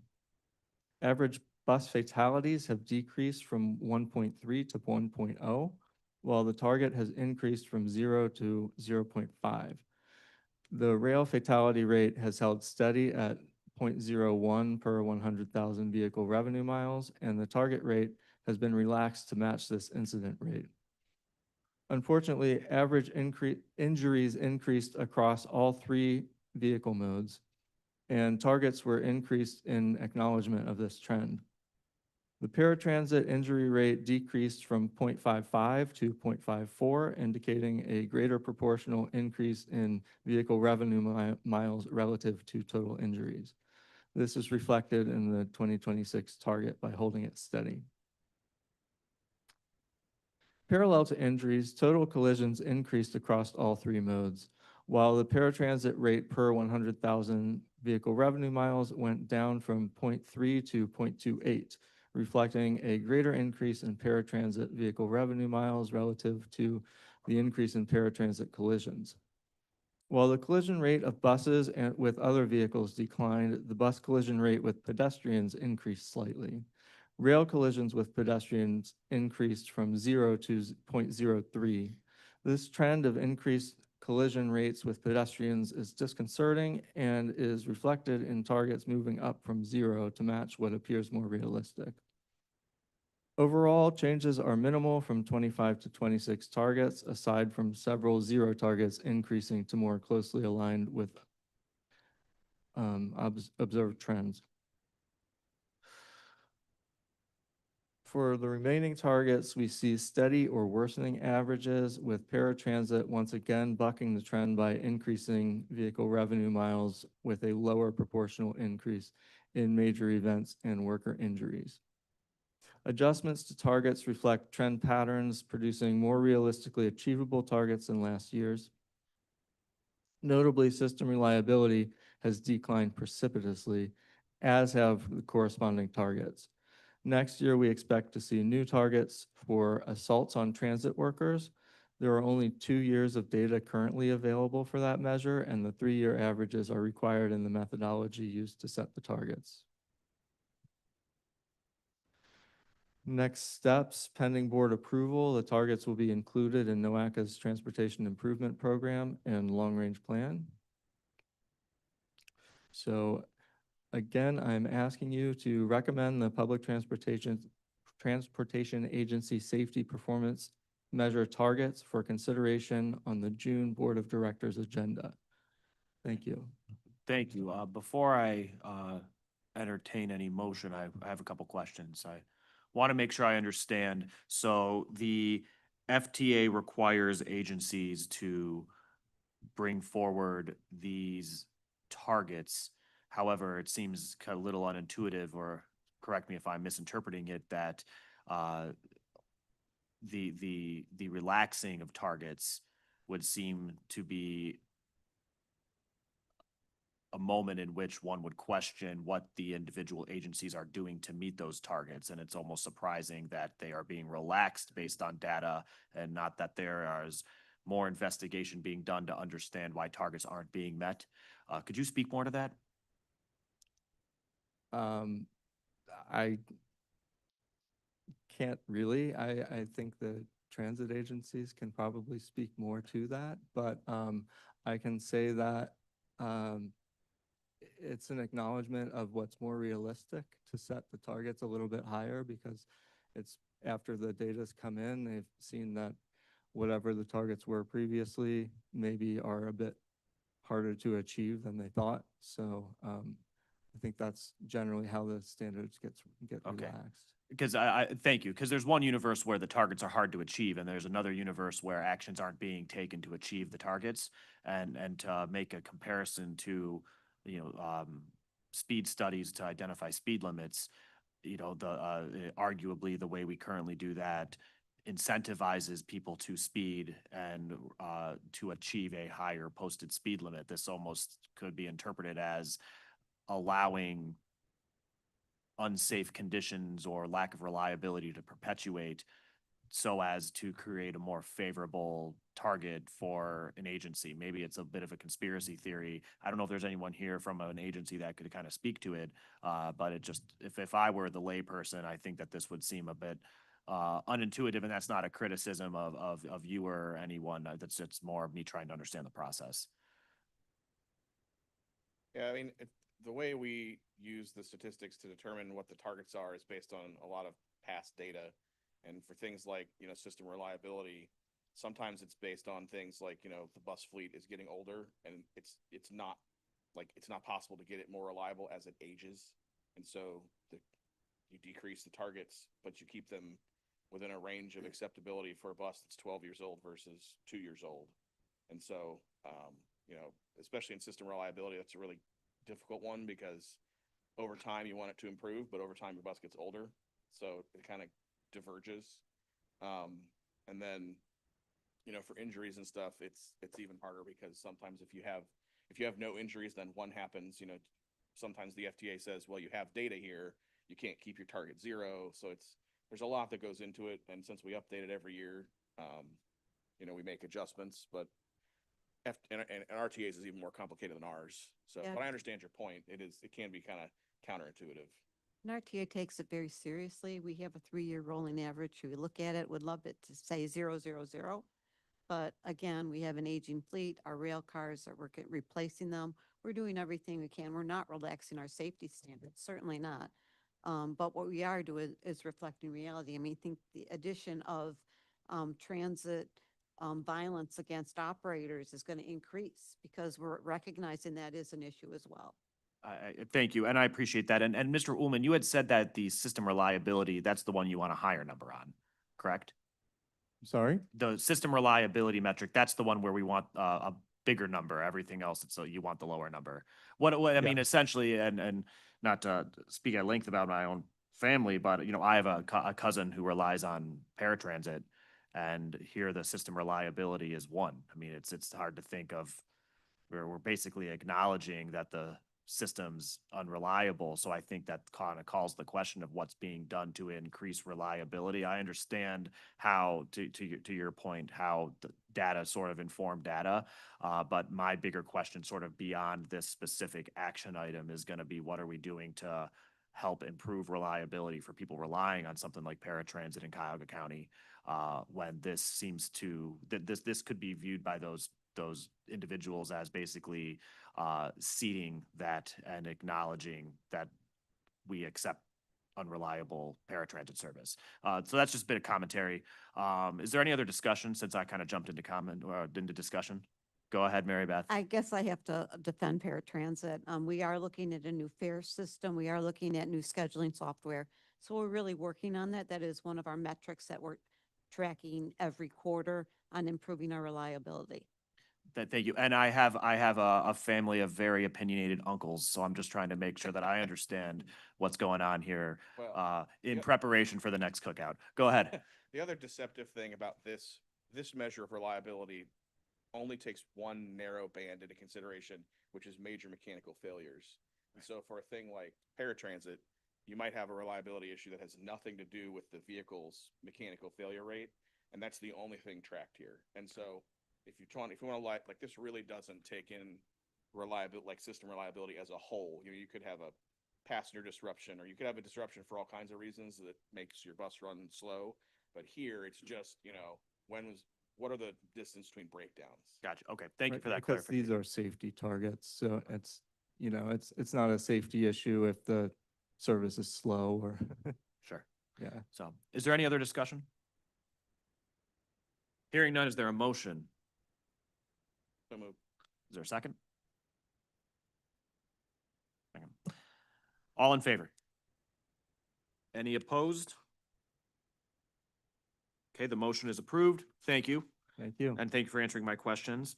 We will move into presentations and discussion items. We will begin with future actions, the state fiscal year 2028 through 31 TIP potential projects for NOACA funds, presented by Sarah White. Good morning, I think. Yes. Good morning, thank you. My name is Sarah White, and I'm a planner in the programming department, and I'm going to present some of our progress and future steps for the upcoming 28, 30 to 31 TIP developments. No action is being requested, but previously we did present criteria and methodology to evaluate qualifying projects to several of our advisory councils, this subcommittee, and the Planning and Programming Committee. So some information about the Transportation Improvement Program, or TIP as is called, is that this is our program of projects planned for implementation in a 4-year timeframe. So Northeast Ohio's next TIP timeframe will be 28 to 31. So that starts July 1, 2027 through June 30th, 31. So we're looking at state fiscal years. Excuse me. The TIP is the implementation arm of NOACA's long-range plan, and it will also incorporate into the overall statewide TIP. The TIP is evaluated and developed every 2 years, and it contains ODOT-funded projects, but also all the projects and programs NOACA is tasked with administering. The TIP includes 3 main sections. The first is our roadway and transportation alternative projects. So this includes ODOT projects and those with other major funding and local federal funding. And it also includes NOACA's funding program, including the statewide CMAQ. Next is transit. and the tip will include all of our region's transit agencies, 4-year programs as well. And then lastly, the appendix holds all of those project lists, information about the program, and then all the analysis performed to inform the tip creation. So as noted, the tip includes all projects through NOACA administered programs. So here are the 4 main ones, including STBG. We expect around $34 million a year for that program. TA, $3.8 million a year. The carbon reduction program, 4.2, and then also the CMAC project or CMAC program. Generally, we receive around $20 million per year to allocate, but all of the projects have already been determined through 2031. So this graphic illustrates the major steps that we process through in developing the tip, specifically projects available for NOACA funding. So the first step and second steps, we have already developed the full list of potential projects and screened them against the long-range plan priorities. And we additionally are now on to step 3. So we will begin coordinating with our regional and local sponsors. So in the subcommittee packet, the attachment to the memo includes the current, as of March 13th, draft list of projects. And you'll see that there are 249 roadway segments, which is developed through our transit asset management program. There are 49 bridge structures that have various needs, and then also 208 potential enhancement projects. So the list of those projects comes out of various plans and recommendations for all of these different categories. So bike and pedestrian facilities, transit projects, safety needs, et cetera. So going further into detail on step 3 of the tip development methodology, NOACA staff are currently gearing up to coordinate with all of our regional and local sponsors. All communities will be receiving a letter from NOACA requesting review of that universe of projects on that list. We are specifically hoping to get input on the scope, the schedule, and the budget. And then any additional projects performed or planned that we don't already know about that aren't on the list. Staff will also be meeting in person with the county engineers and the city of Cleveland this spring.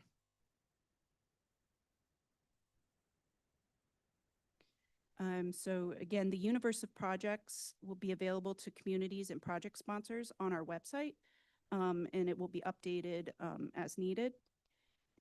Community and regional sponsor representatives will be asked to submit those comments, again, on scope, cost, estimated year, in an online form, and we will provide access to that to those specific individuals.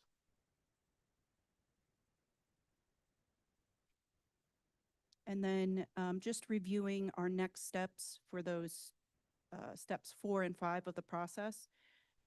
We will be continuing to filter down that very large list of potential projects through the various criteria to produce the final list for all of your consideration. So again, we will go through, and the roadway projects will be the top 25% will be looked at.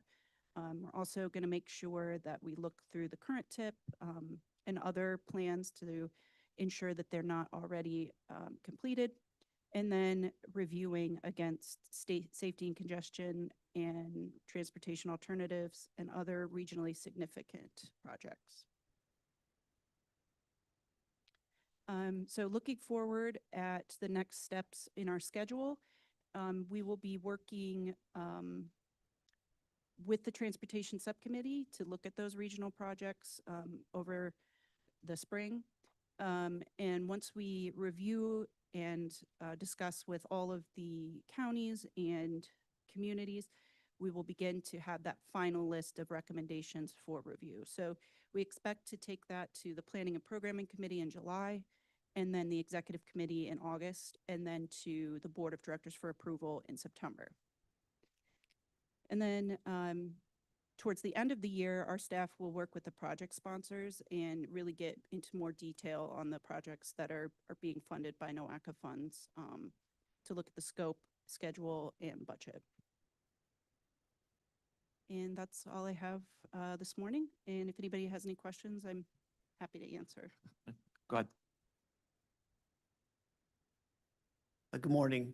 On slide 31 of the packet, under the bridge priority tier 1, there's one Geauga County project for the Bainbridge Road or Pettibone Bridge. We're currently out to bid on that project using OPWC funding. And then on slide 32, there's another bridge in Geauga County on Riverview that was awarded last year and is due to start construction within the month. So I'd like to get with you guys at some point and figure out, maybe we let our infrastructure go longer if we're anticipating funds, or find a way so that our projects can make that TAMP list, even if they're, in a higher condition rating at the time. So either we have to wait or reformulate, because most of the time there's only 1 or 2 projects in Geauga County. And oftentimes we are a year or 2 ahead of the tip. So just want to make sure that we have the right formula work going forward. Thank you. Yep. Thank you. Are there any other questions? Okay, thank you. This is a future action item, so there's no action to be taken today. We will move into some information updates, beginning with calendar year 2026 Transportation Subcommittee focus areas presented by Allison Bunce. Go ahead. Yes. Good morning. My name is Allison Bunce, and I'm the Transportation Planner, and I'll be presenting the focus areas for 2026. There's no action currently being requested. The action has been approved by the Planning and Programming Committee. The purpose of this subcommittee is to provide advice and policy recommendations to the Planning and Programming Committee with regard to transportation matters affecting the planning area. The functions are to assist in developing short and long-range plans and programs for the planning area, assist in identifying significant transportation issues using a regional approach to address these issues, and to assist in development of the transportation elements of the annual overall work program. These are the 2026 Transportation Subcommittee focus areas. 6 of these focus areas are ongoing and has been carried over from last year. There are 2 new focus areas, which is the SFY 2028-2031 TIP development and the Transportation for Safer Communities initiative. The next steps, staff will continue to report to the subcommittee on the status of the projects. Meeting agendas and materials will be crafted to accomplish the identified focus areas for the subcommittee. Thank you. Could you please elaborate on sort of the scope of the lakefront connectivity planning? Is that sort of all encompassing anything along the lakefront, or are there specific, I know there's so many projects being proposed. I don't know if it's specific to individualized projects or individualized modes, or if it's sort of anything within spitting distance of the lakefront sort of falls into that overarching category. I will direct this question to Rob. Or Ed. That focus area is really geared more towards, as you described it, facilities along the lakefront and connecting them to the south and also to the north, I guess, and east and west. So it's an overall review of those, the potential for various projects that are either existing, programmed, or planned, and trying to coordinate that. So this is And we're asking the subcommittees and the advisory councils to weigh in on that throughout the year. So that's the intent there. Okay, thank you. Because I don't want to lose the chance to go on a soapbox, I guess I will publicly state that I have a lot of apprehensions about how the city of Cleveland is proposing the downtown lakefront connector and its impacts on State Route 2. That would cause what I would basically call a truncating of the Main Avenue Bridge, that if you were coming from the west side, you would be forced off the bridge into downtown. And if you were coming from the east side, you would have to turn into downtown and use surface roads to reconnect instead of having that pass directly as it does currently in front of the Rock Hall and the stadium. To all of you, the answer that I've been given is there becomes a clearance issue as the bridge, the Main Avenue Bridge, starts to go up and another bridge would start to go down. I believe there's a design solution in there somewhere, but my larger frustration is the city's analysis was it would only add 3 minutes of traffic to essentially exit the Shoreway at West Third, come into downtown, turn and get back on the bridge. And as a former crosstown commuter that has experienced I-90 traffic backing up before Dead Man's Curve all the way to East 72nd, to stay in the left lanes and go around Dead Man's Curve is an additional 20 to 25-minute commute easily when West Side residents and communities use the Shoreway as a relief valve. And I don't think that total impact on this design has been considered. And I am trying to advocate for a deeper, broader conversation and a design solution that allows the preservation of this connection point through downtown. It's not trying to limit access to the lakefront. It is trying to make sure that people that are trying to access the lakefront are now not trying to deal with industrial traffic getting to the West Flats, now driving into downtown and creating points of conflict for people to get injured. So I don't know if people have been aware of that. And I know this is funny to hear from me because I am the city of Cleveland, but I'm a different branch of government. I don't think that the city of Cleveland has done a good job of guiding residents in the region through this aspect of the design, and has basically led with the question of, do you favor more lakefront access, without being forthcoming about how what is currently designed would impact the region's transportation network. End of rant. Is there any other, go ahead. Certainly that's, I mean, your point is very important. And it is something that I know we did study with the city of Cleveland some time ago. We certainly can look at it in more depth, and we can present it to the subcommittee if you know, that is the desire. Yeah, I think that'd be useful. And I would also say ODOT was at the Cleveland Planning Commission 2 weeks ago presenting improvements to the East Shoreway, sort of in recognition of the fact that there are especially PM delays between ranging from, say, East 72nd through the Inner Belt until it opens up at 77. So while we have the state acknowledging that there is congestion here, we have, I fear, a city project that would compound it by kind of flippantly saying, well, more people can just stay on the interstate would not, I don't think we're having this universal conversation. So I think that would be useful for the subcommittee as a very biased person who was given the gavel today. Sorry, everyone.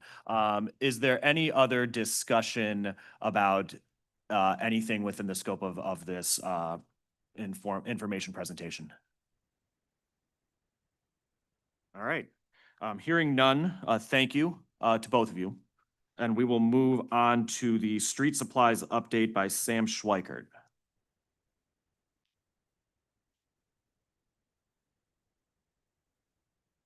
Good morning. My name is Sam Schweikert, and I'll be providing an update on the street supplies program today. I know a handful of you have recently heard this presentation. There's no action being requested at this time. This item is for information and presentation only, and there's no previous action. Just a quick background on the program. So our street supplies program is a library of items that communities can use for free to temporarily demonstrate how a project might work, look, and feel before it's permanently installed. these projects should relate generally to improving safety, encouraging multimodal transportation, and enlivening public spaces. This allows time for data collection, community feedback, which really helps lead to a more informed permanent installation, just to have this time to just collect before and after data, talk to neighbors that live nearby or store owners, and collect some qualitative data and kind of see what the impact of the project was. And overall, it's just a fun opportunity to get residents involved and kind of a fun collaborative way to work on something together. Just a quick rundown of some of the contents the library has, all sorts of paint and tape. We have paint and tape that can stay down for a couple months or just a day at a time. Different types of signage, educational signage that kind of talks about what a project is, like a curb extension or mid-block crosswalk, or we have different types of yard signs that can be put near projects that can kind of tell the residents what's going on. And then more safety-related signs to let people know that there might be a new traffic pattern or that pedestrians are trying to cross. We include different types of furniture and parklets. These are great for open street projects where you would like to test out closing a street down and giving that space back to pedestrians. We also include different types of speed tables and speed humps for traffic calming, and then a collection of cones, flex posts, and bollards. Just some general ideas for projects. Like I just said, open street projects, different type of bike lane projects. We have the posts and tape for buffered bike lanes, separated bike lanes, the different types of crosswalks. We have stencils that can be used with the paint that we provide. You can see in the picture in the top right corner that crosswalk has kind of a nice design added to it and such, temporary roundabouts. So the street supplies program, it can be used to improve access to transit. What does this first and last mile connection to the transit stop or the rapid station look like? Is it an easy, is this first and last mile connection there? So different items from the library could kind of help improve this access and mitigate barriers to access and mitigate any current barriers there are to accessing a stop or a station. The picture on the right is a transit platform made by Zikla. This picture is from Columbus in their demonstration corridor project on East Broad Street. This is an item that we've considered purchasing in the past, and we are open to including items like this for transit agencies or something like that. And then street supplies can also just be used to kind of maybe test out improving a bike lane leading up to a transit stop or station, or we have curb ramps, bike racks, and signage that can also be used just to improve this first and last mile connection. Safety is key with street supplies. Groups often prioritize areas with safety challenges for pop-up projects, demonstration projects. These are typically neighborhood streets with fast cut-through traffic. That's probably the most common example that we see with our projects. And then it's nice the process for a pop-up project is somewhat similar to a real project, just kind of shortened. It still involves important dialogue between community leaders, planners, engineers, all kind of getting together on how to improve safety and design somewhere.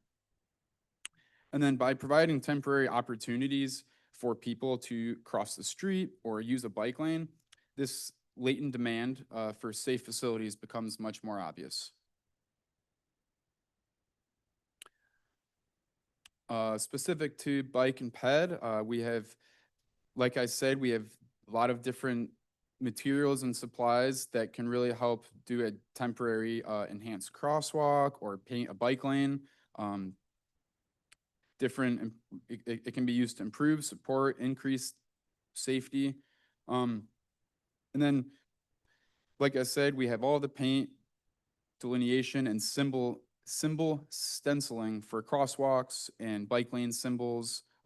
We can purchase different stencils if we don't have something that you're looking to see. Just some upcoming projects we have coming up this summer. We've been working with South Euclid and University Heights to possibly do a collection of speed tables and or temporary roundabouts on Miramar Boulevard. Miramar is a kind of a windy boulevard that has very large intersections that sees a lot of speeding traffic. So they're looking to do something kind of similar to what Cleveland Heights recently did, I believe in the end of 2024. They did a temporary roundabout, which you can see in the center there. And then the two pictures on the right, the bottom right picture is an example of an intersection that University Heights is currently looking to put a temporary roundabout in. And you can kind of just see the very unusual shape of this intersection. So we've been working with University Heights and providing feedback on this design plan, which has been nice. This is also, this bottom right intersection is also adjacent to Jesu Catholic School and John Carroll. So there's a lot of foot traffic right here. The crosswalks get used heavily. So overall, the goal is just to slow traffic down and make it safe for those that are walking and on bike. We recently supplied bollards to the city of Cleveland for intersection daylighting. These are areas that are currently already signed no parking zones, but cars will still use these areas. So by providing these bollards, we were able to harden this area, physically blocking the cars from entering it. And this really improves the sight line for all road users at crosswalks. You can see in the diagram on the top, by not allowing cars to park right up against that crosswalk and stop sign, both the people using the crosswalk can see more to the left and right, and then the people in the car can also see the person that is crossing in the crosswalk much sooner. And this intersection daylighting will be implemented at 10 plus intersections across the Detroit Shoreway, Woodland Hills, and Buckeye Shaker neighborhoods. And then we're also looking to put a possible speed table in the village of Bracknell. There is a tight 15-mile-per-hour corner on Lakeshore Boulevard that many drivers go around too fast. There's often police sitting at this corner. So hopefully this speed table could just kind of force a slower speed. And then there's also a area where Lakeshore turns.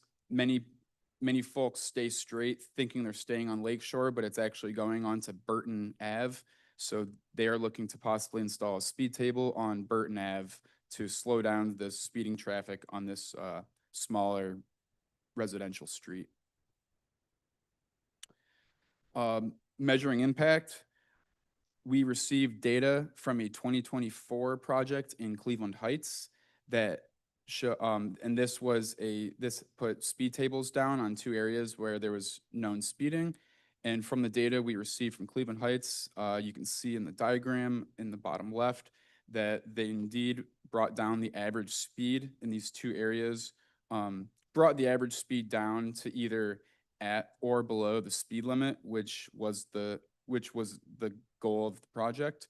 So that's always nice to see. We wanted to be able to collect some of this kind of data ourselves in regard to street supplies projects or projects similar to street supplies projects. So towards the end of last year, we purchased 2 MyoVision Scout Plus counters. These are portable, temporary counters that can be put up in the field. They can collect kind of a variety they can do a variety of studies. The most common one we use it for is just a volume and speed study, which is really helpful.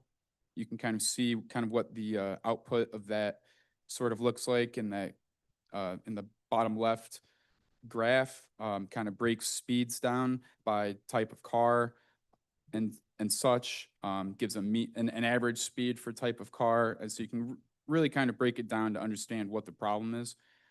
So we are kind of excited to hopefully use these cameras more for some of our projects coming up this summer. They also include a study specifically for roundabouts.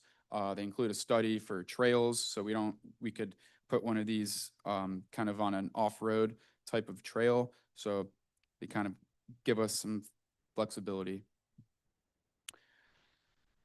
So overall, with our street supplies program, we'd really like to kind of increase the awareness of the program, especially in some outerlying areas of the NOACA region that may not know about the program or could really benefit from the program. Some communities, villages that maybe have limited resources that could really use this.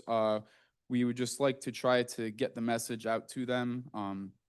So today we're kind of just, and this isn't anything that we're looking for feedback right at this moment, but we're just kind of asking for local insight on where the street supplies program could be most beneficial. If there are any neighborhoods or corridors or communities where safety, visibility, or access improvements could really make a difference, feel free to reach out to me, to us.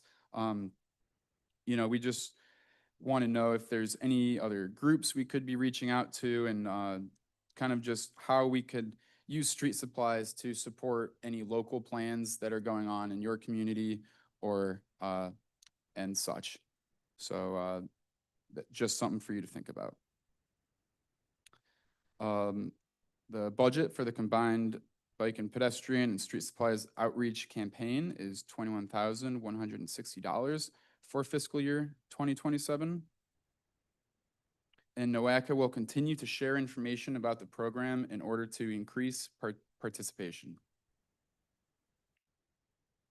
Thank you. Are there any questions? Thank you. Are there any questions? Go ahead, Nicole. Just a quick question on the cameras that do the counts in the speed study. Are you guys, NOACA, the ones who are able to go out and put them up, or we have to splice someone, or you need a consultant? We would prefer us. I would be the one to Okay. put it up. And then you do the data and then hand it over? Yes. Okay. Yeah, and ideally the cameras are to be used either for a street supplies project or for some type of project that you're doing that isn't it is generally a temporary type of project that having like before and after data would really be impactful. Then we'd be happy to assist, but these are not to just for general like a crowd counting at an event or just to be used as a security camera kind of thing. So we're really just trying to keep it intentional for projects that they could support. So if there's like a safety concern on an intersection that maybe we can come up with a solution that would make that we could try out. Yeah. Okay, thank you. Any other questions? Okay, thank you. We will move on to the I-71 Crossroads Study Update presented by Lori Adams.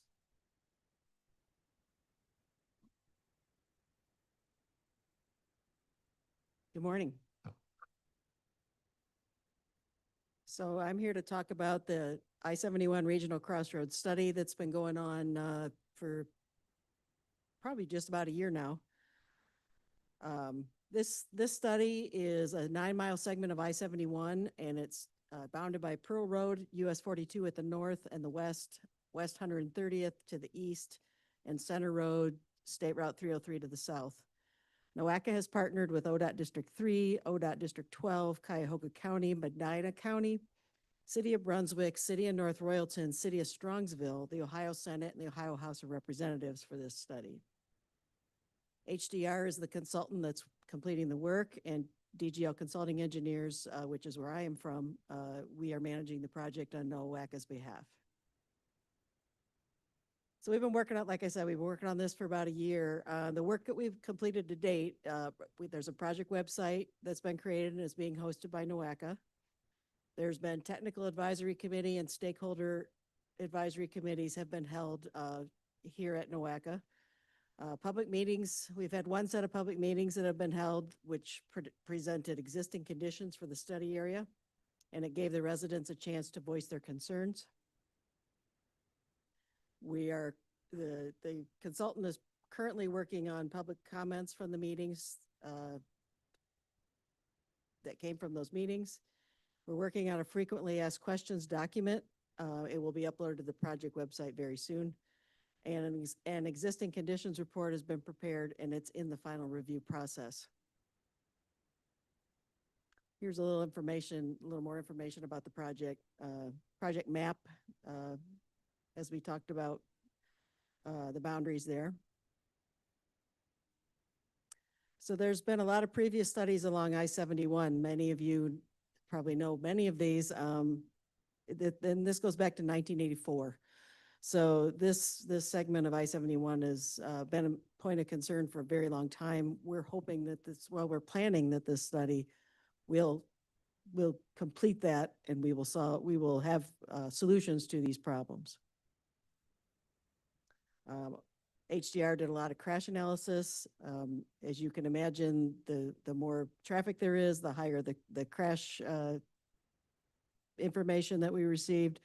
So State Route 82, State Route 303, State Route 42, all had very high crash rates. We talked about it with the group. It says it looks like walls. So that's the number of crashes that occurred on various segments.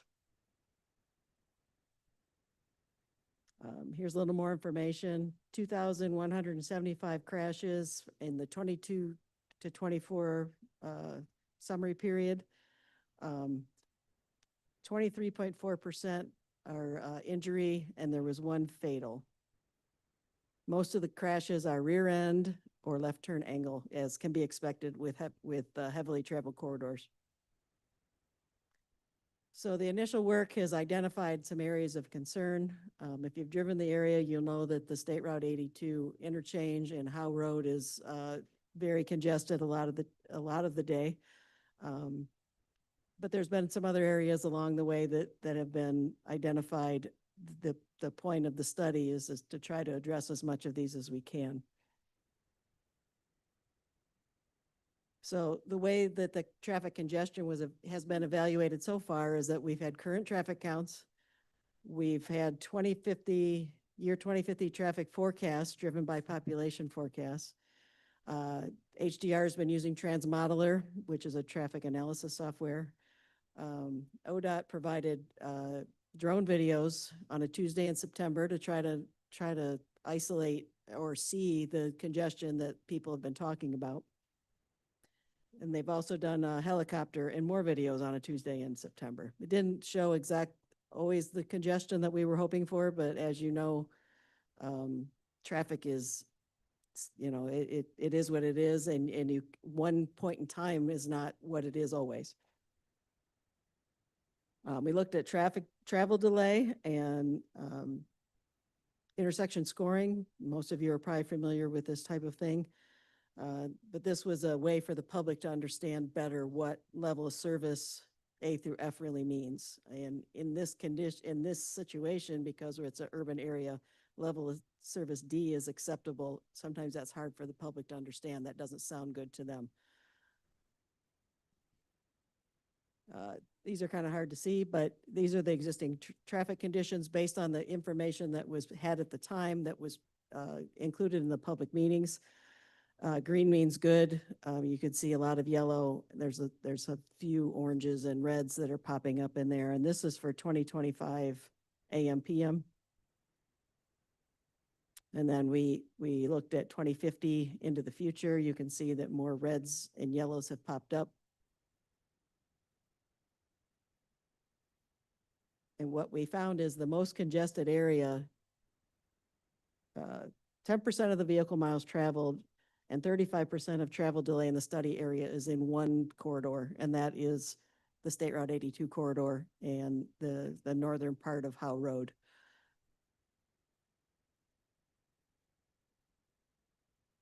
So as I mentioned, public meetings were held November 19th. We were at Strongsville Rec Center. 315 people came. November 20th, the next day, we were at Brunswick Rec Center, 170 participants came. Many of those were repeat, they came to both meetings, but still a very good turnout. That's one of the biggest public meetings I've seen. There was extensive media coverage on most of the channels. I know the Plain Dealer covered it, and some other print things covered it. So it got a lot of press. So what did we hear at these meetings? We heard there's recurring congestion and delays throughout the study area, especially on State Route 82. Residents avoid certain corridors to avoid those delays. Congestion varies based on time of day and circumstance. There's intermittent disruptions on two-lane roads due to school buses, mail, trash trucks, delivery trucks of any type. The congestion on Howe decreases south of Drake. We also heard that the property impacts are a big concern. The residents would like those to be minimized, as would the project team. Incremental improvements could provide meaningful relief. Concern about development west of the study area where residential and commercial developments are planned. We're working to get some more information into the models right now. The people noted that data should reflect actual travel conditions, and they appreciated the broader regional approach and consideration of all possible solutions. So the work that's upcoming or in process right now, we're reviewing the traffic simulation models, developing potential alternatives, applying evaluation criteria. We will be working with stakeholders to further refine the alternatives. That's going to happen in April. There's going to be additional public meetings before presenting a feasible alternative. That's either late May or early June. That we're still working on a location and date for that. And all of this work needs to be completed by December 31st, 2026, due to the legislation that was put forth. So here's the project schedule, and you can see where we are. We're about halfway through, or about a year in. We're in that develop conceptual and feasible alternatives area. We've got a stakeholder advisory group meeting coming up on April 24th. And like I said, we're working on those public meetings. So if you want to see any additional information, here's the information from the study website. I will say we had a meeting this morning. The project team had a meeting this morning, and ODOT and myself are very pleased with the progress that's been made on alternatives in taking the data and using it, following the data. So this is a study that had no preconceived notions. The data is helping us get to certain places, and the progress that's been made just in the last month, we're really, really happy about, because we need to get to that next piece, which is the next stakeholder meeting. That's it. Any questions? Are there any questions? Hearing none. Thank you for the update and for helping us get to and from Costco. You're welcome. It is very challenging. All right, that concludes our presentations and discussion items for reports and updates. This state fiscal year 2026 NOACA funded project monitoring report is included in the packet. You may refer to that. Is there any old business from the subcommittee? Is there any new business? All right, so that will round us out for today. Is there a motion to adjourn? Say, all in favor? Any opposed? Meeting is adjourned. Thank you, everyone.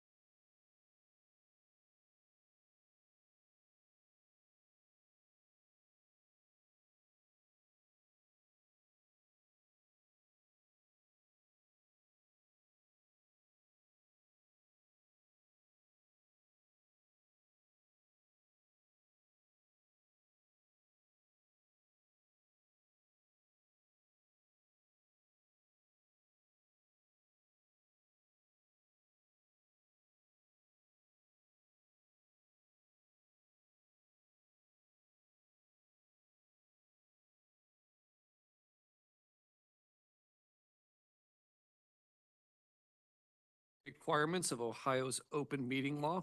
Notice of this meeting has been publicly posted and major public media has been notified. NOACA conducts its meeting in accordance to Robert's Rules of Order. Actions during the meeting will be taken by voice vote.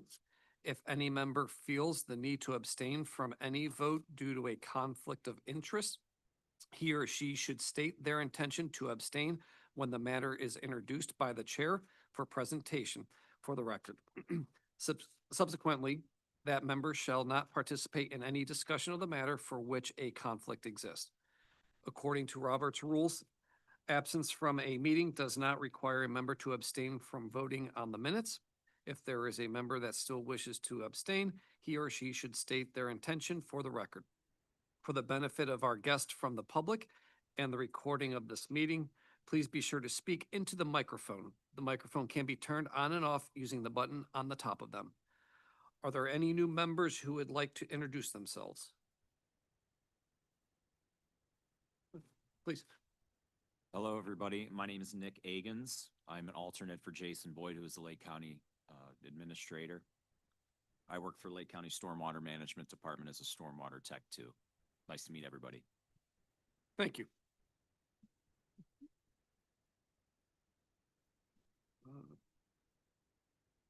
The minutes of December 19th, 2025 meeting. Any corrections or additions? Can I have a motion to approve? Thank you. A second? Thank you. All in favor? Any opposed? The motion is approved. Okay. Next, public comments on agenda items. Has anyone signed in to speak today? Okay. There being none, we will move on to the next agenda item. And we'll move to the chair's report, executive director's report. Is there an executive director's report? There is no report.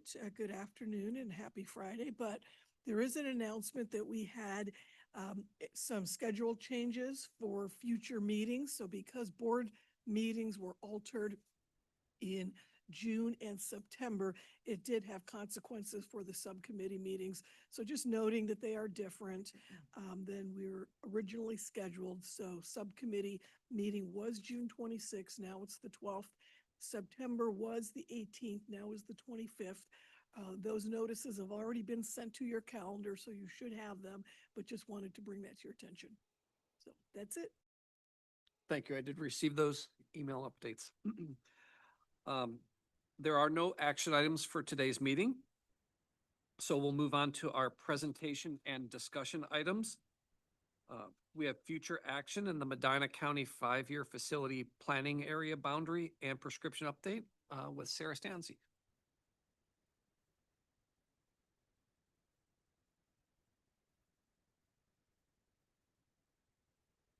Thank you, and good afternoon, everyone. My name is Sarah Stanzi. I'm a Water Quality Planner 2 here at NOACA.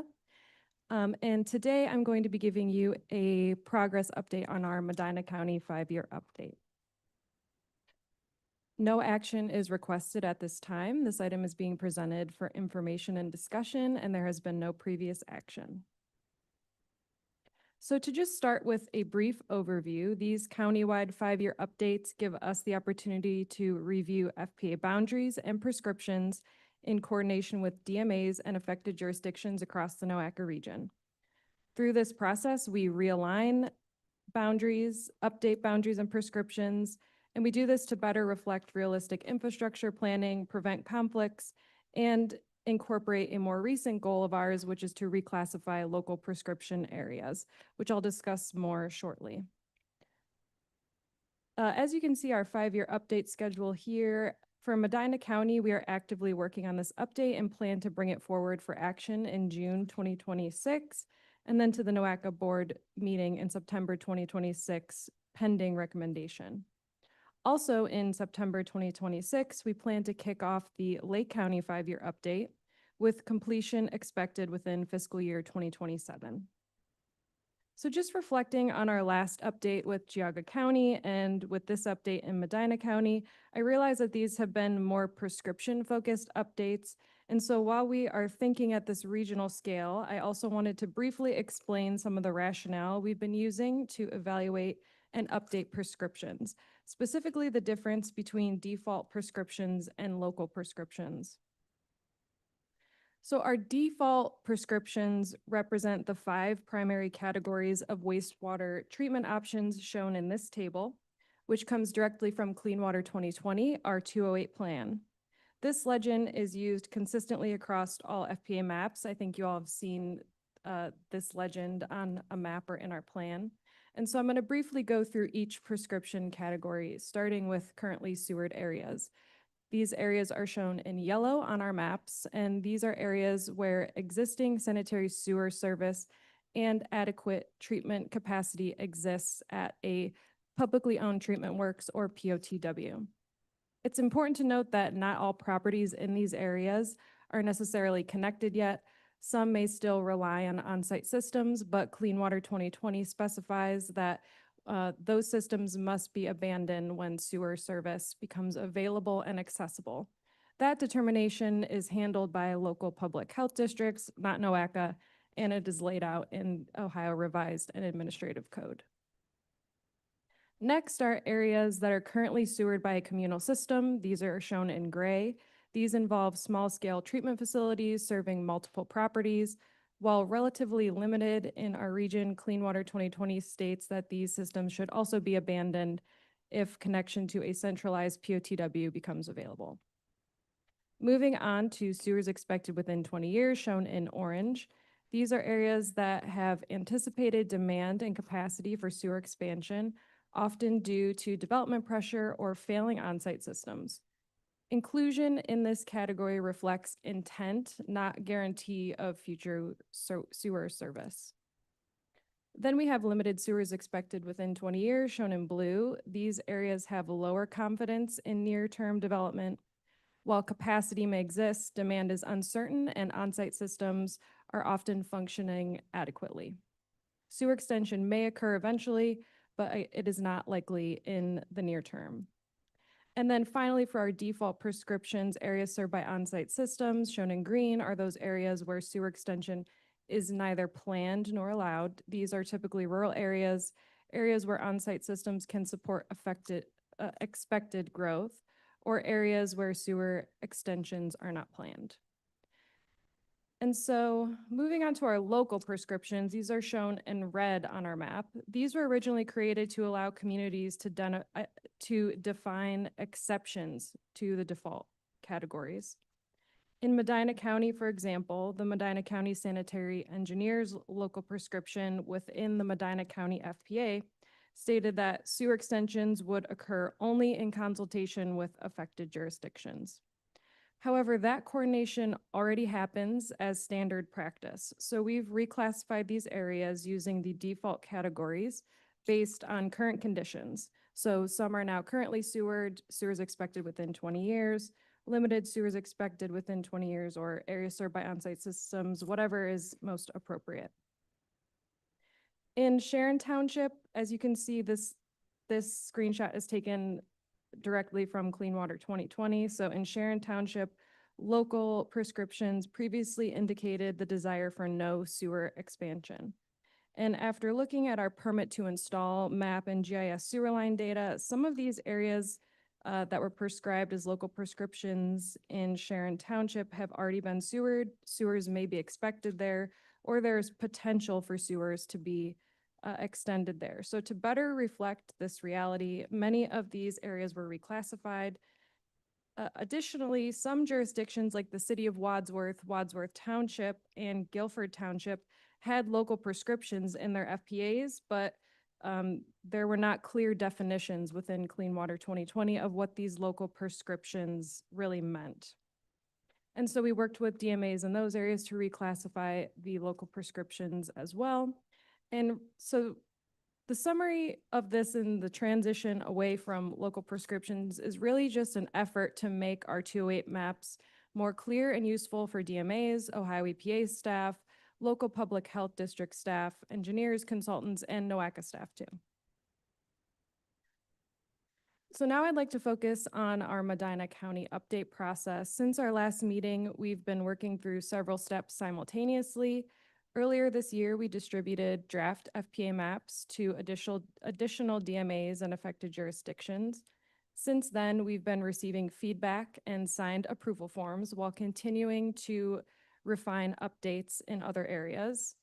At the same time, we are compiling approved materials in preparation to bring to you all for review in June and then to the NOACA board in September.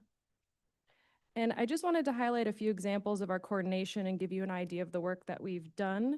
So I'm going to present some of our FPA review maps and the ways in which we've been engaging with our DMAs. So starting in the village of Westfield Center, we conducted a straightforward email review confirming that the 4 parcels circled in green are now served by sanitary sewers. So we updated the maps accordingly. That was a pretty clear and quick update. With the village of Seville, this is the Seville FPA within Guilford Township, we provided more detailed guidance, helping them evaluate multiple parcels and determine appropriate prescriptions based on capacity and future planning. And then with the city of Rittman, we held a virtual meeting where we reviewed and edited maps in real time. This is just a screenshot of what our Teams meetings look like when we do these updates in real time. And so this allows for collaborative decision-making and discussion. And so following that meeting, we sent out updated maps and are expecting approval soon. So at the county-wide level, this is where we started with a significant number of local prescription areas and outdated prescriptions and boundaries.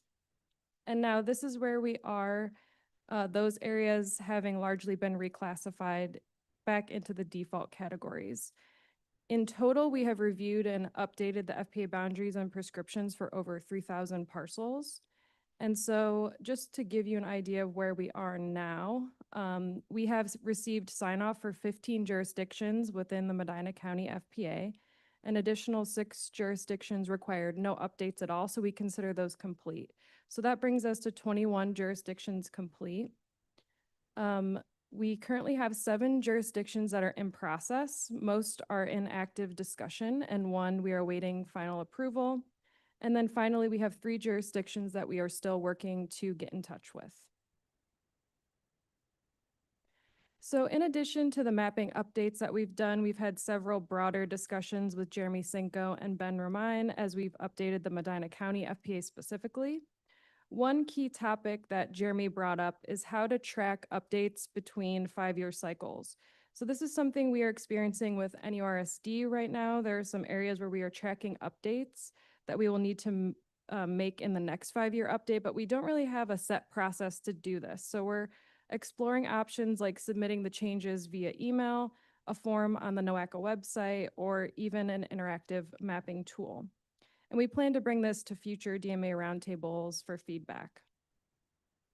We've also discussed mapping secondary DMAs and their FPA areas to improve clarity for developers and project applicants. We do have these secondary DMAs listed in tables in Clean Water 2020. And we have those listed for every FPA, but we are still exploring this idea.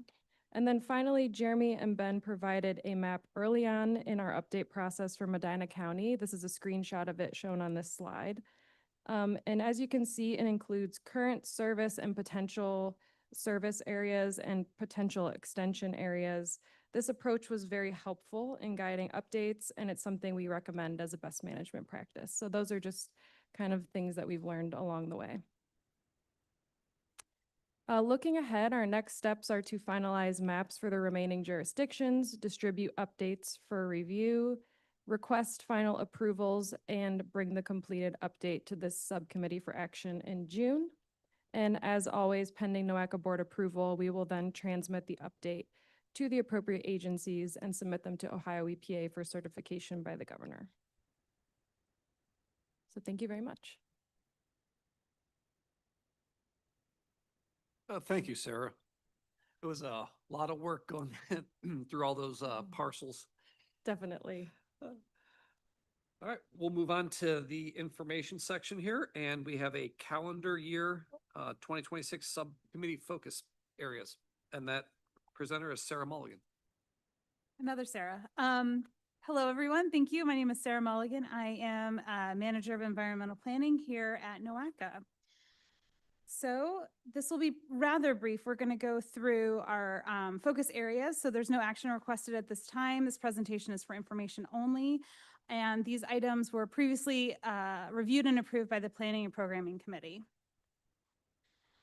So because it's the first meeting of the year, I can go through a quick overview of the water quality purpose and function. So the subcommittee rather. The subcommittee serves as an advisory role to the Planning and Programming Committee. The subcommittee focuses on water quality and environmental planning responsibilities of the agency and helps to guide policy direction and decision-making related to water quality. The core functions of the Water Quality Subcommittee are to provide expert advice and policy recommendations on water quality issues or projects impacting water quality, including transportation projects with an environmental or water quality implication. The subcommittee serves a strategic role in the identification of key environmental programs, regional priorities, and emerging concerns relating to development. So this is, and the slide in front of you is a list of the focus areas from 2025. We had water quality strategic plan recommendation, Clean Water 2020 implementation, that's our, implementation, that's our 208 plan, FPA boundary updates, non-point source implementation strategy planning, nutrient reduction efforts, and review of impact of policy and strategies. So as you can see here, the ones that were approved for 2026, we just made a couple of minor tweaks. The main change here is that we'll be focusing our water quality strategic plan on the implementation rather than recommendations, and we'll be discussing that in more detail in the next presentation. And we added prescriptions to the FPA boundary item to be a little bit more comprehensive on the work that we're doing. For next steps, meeting agendas and materials will be crafted to accomplish the identified focus areas for the subcommittee. Thank you. Thank you, Sarah. Next, we have NOACA Water Quality Program update with Pam Davis and Maya Sack. Yeah, thanks. I'm going to handle the first couple slides. Then Maya's going to join me and I'll close it out. So thank you. Again, we provide quarterly updates. No action is required. Divided these into regional coordination, what we're doing to advance our overall work plan, and then what we do with Ohio EPA and our contracts with them. I don't know if you all were following the Cleveland Harbor dredging over the last, 10 years, the discussion about dredging the Cuyahoga River. The Army Corps of Engineers standard operating procedure is to dispose of an open lake. The state of Ohio passed legislation saying no open lake placement with very little exceptions, etc. So just a little bit of background information. The harbor is dredged twice a year, usually in the spring and the fall, with a total average of 225,000 cubic yards per year.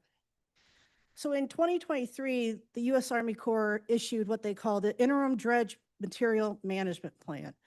And this plan was ultimately changed to, the preliminary assessment and integrated environmental assessment. So under NEPA, this is like a step. This is the environmental assessment step. So the idea is that plan is actually thinking about 20 years of dredge material, thinking about upland beneficial reuse. So on January 16th, a lot of the stakeholders that have been involved in the dredge, following the dredge process, were kind of interested to see that there was a public comment period from the Army Corps. They actually issued a preliminary assessment addendum to the 2023 draft plan, which we thought had been moved to a full interim dredge material plan. So comments were due on the 18th. In that addendum, in addition to the 20-year plan and all of its alternatives, this addendum identified 3 specific alternatives. When we do environmental assessments, or at least when the feds do this, they have to have a no action. Then alternative 2 was what they're calling a sediment recycling, which was including limited open water placement, which is still the 10,000 cubic yards per year is still allowed by the Ohio Revised Code if it meets certain standards. They're talking about placement, permanent placement at the Confined Disposal Facility 12, and then placement in the Port of Cleveland's, not really placement, actually processing through the Port of Cleveland Sediment Processing and Materials Recovery Facility. Processing and Materials Facility, sorry. This achieves that 225 years, but it's just that alternative, right? It doesn't think about all the others that were in the 20-year plan. Alternative 3 includes, again, that limited open water placement at the CDF, but also utilizing 65,000 cubic yards for littoral beach nourishment. Again, that hits the total of 225 yards per year. So we were kind of interested in this. So here's the harbor information. CDF 12 is actually at the end of the last little conversation. I just put the slides up for the images for reference. Littoral placements would be at Perkins Beach on the west side and potentially over by Bracknell. Okay, so that's what they're proposing in this addendum. Well, we've been in the know for years about the preference of our local stakeholders, including the port, including the Cleveland Metro Parks with their Cheers project. So staff reached out to Ohio EPA. Ohio EPA was coordinated with the Port of Cleveland. Port of Cleveland coordinated with the Cleveland Metro Parks and other stakeholders. And Ohio EPA provided written comments to the Army Corps on the 17th. So the Corps is fed, and the state of Ohio is pretty progressive in their water quality standards in their Ohio Revised Code. So we utilized the comments from Ohio EPA to develop this presentation. So where we were concerned is, are these alternatives to be in addition to or in placement or replace the alternatives that were considered in that 20-year plan? And what we've understood is that they're supposed to be in addition to. So what we're recommending, what Ohio EPA recommended, and I think NOACA staff agree, is that, alternative 2 and 3 include that limited open water placement of 10,000 cubic yards. The recommendation is to remove that and actually maximize the upland beneficial use of the port sediment processing materials facility. So what happens is they take the dredge out of the river on a barge, they take it over to the CDFs, they put it in, it gets dewatered, and then it gets harvested, and it's reused for upland development, potentially capping sites, filling, residential housing lots, etc. Alternative 3, again, we're recommending that they remove not remove it, but at least think about the factor that what we understand about those two sites is that we haven't looked at littoral placement since '93. And the addendum's built on limited historical data regarding the particle size. And the last Harvard was sampled last and analyzed in 2024, and it really had a low percentage of sand. And so what's really required by Ohio Revised Code is that if you're going to use sediment for littoral placement, it has to be at least 60% sand material, and it has to meet the chemical standards for open lake placement. So the recommendation is to remove that littoral and then send that 60,000 back through the materials recovery facility and use it for upland. And if they are interested in including littoral placement, it needs to be revisited and included in the 20-year plan. And make sure that the sediments are meeting the Ohio Revised requirements. By sending the materials to that sediment processing and materials facility, that helps advance a couple projects that are underway, including the Cleveland Harbor Eastern Resiliency Strategy. That's what CHEER stands for. It's an early action habitat loop project. And it also, we really want to see the Corps working with our stakeholders. We need to keep coordinating amongst ourselves. We need to make sure that the short term matches the long-term vision that our community has, and that we just track. We want the dredge to be beneficially used upland. So I I think I could take questions if anybody has a question here before Maya comes in, because I know that was a little bit of technical stuff that we don't normally dive into, pun intended.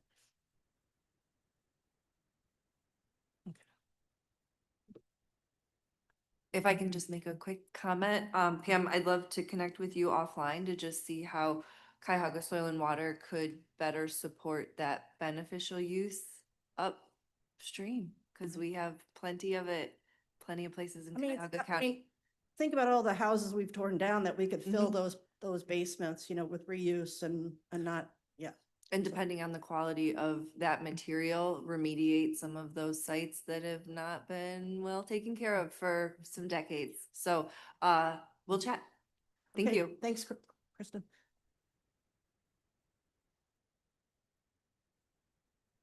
Good afternoon. My name is Maya Sack. I'm a water quality intern here at NOACA. I'm here to give an update on NOACA's 2023 Water Quality Strategic Plan, and specifically Goal 4, which aims to advance the philosophy of one water in the agency's water planning work. NOACA staff began by revisiting the 2023 Water Quality Strategic Plan and reviewing the objectives and strategies that we had originally laid out, which you can see here. These include things like working with wastewater DMAs, maintaining the Clean Water 2020 plan, and supporting stormwater management in the region. These objectives are impactful, but NOACA staff created a plan to better connect the agency's water quality work by developing additional objectives and strategies for Goal 4 of the strategic plan. First, we want to encourage the one water idea of integrated infrastructure management and strategic planning as part of NOACA's area-wide water quality management planning. Next, we aim to develop communication strategies that will help the public and our constituents understand that all water has value, another one water idea. NOACA plans to coordinate with One Water stakeholders to align our messaging and outreach efforts. By coordinating with our stakeholders, we will be able to promote education campaigns that highlight the importance of water and other essential water quality services here in Northeast Ohio. Specifically, NOACA staff will support MS4 communities in the region by developing one water messaging that can be easily included in local stormwater management programs.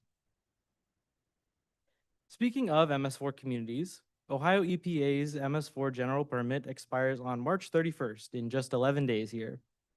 The new permit cycle is going to require MS4 communities to conduct public education, public involvement, and pollution prevention / good housekeeping programs. This renewal presents a great opportunity to advance Goal 4 of NOACA's Water Quality Strategic Plan. NOACA staff propose using the new cycle of MS4 requirements to promote one water principles to MS4 communities by providing outreach tools and messaging resources.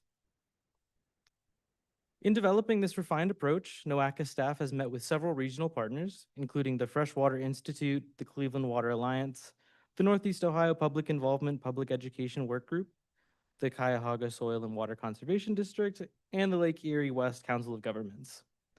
These partners expressed excitement at supporting NOACA's One Water efforts, and each supplied key information that will help maximize the impact of our goals. Based on feedback from these partners, NOACA staff are developing One Water stormwater management resources.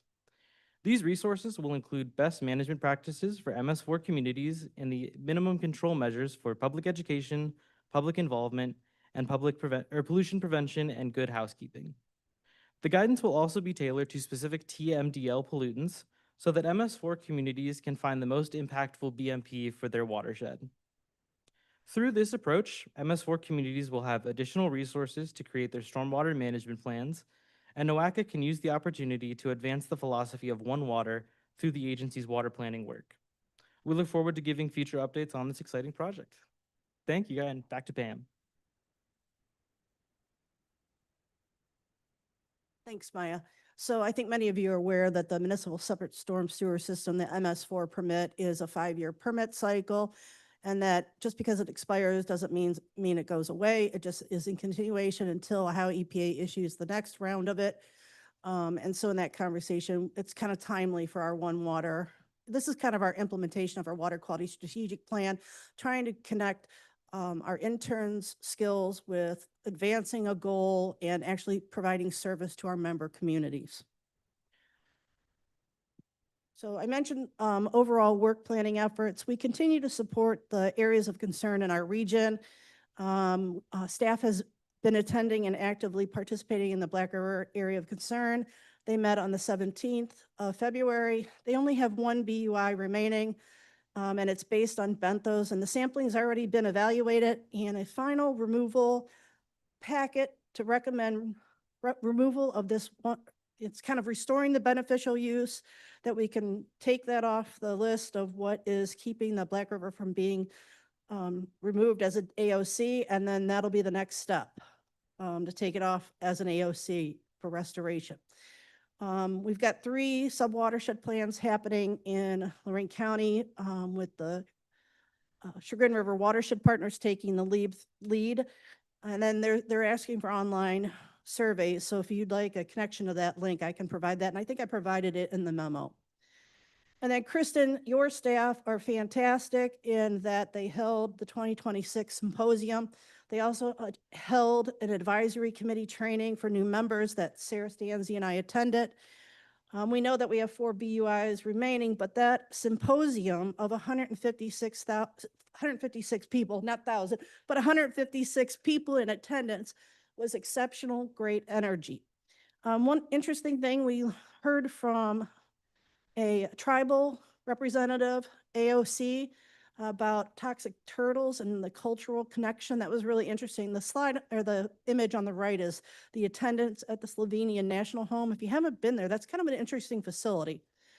And then the Champion of the River, I don't know how many of you know Dr. Julie Wolin, but she received the Champion of the River Award. And then we get to hear from a children's book author, The Day the River Caught Fire, kind of like, I don't know if y'all are aware that the Lorax has a reference to Lake Erie and burning, or not Lake Erie, but the Cuyahoga River burning, yada, yada, yada. Well, this is kind of like the story of the Cuyahoga River. I have it, I meant to bring it up today. It's in my car, so I can share that with folks. Kristen, you want to say anything? I think it was a really great event. Yeah, I concluded the event saying I would challenge anyone to find, sorry,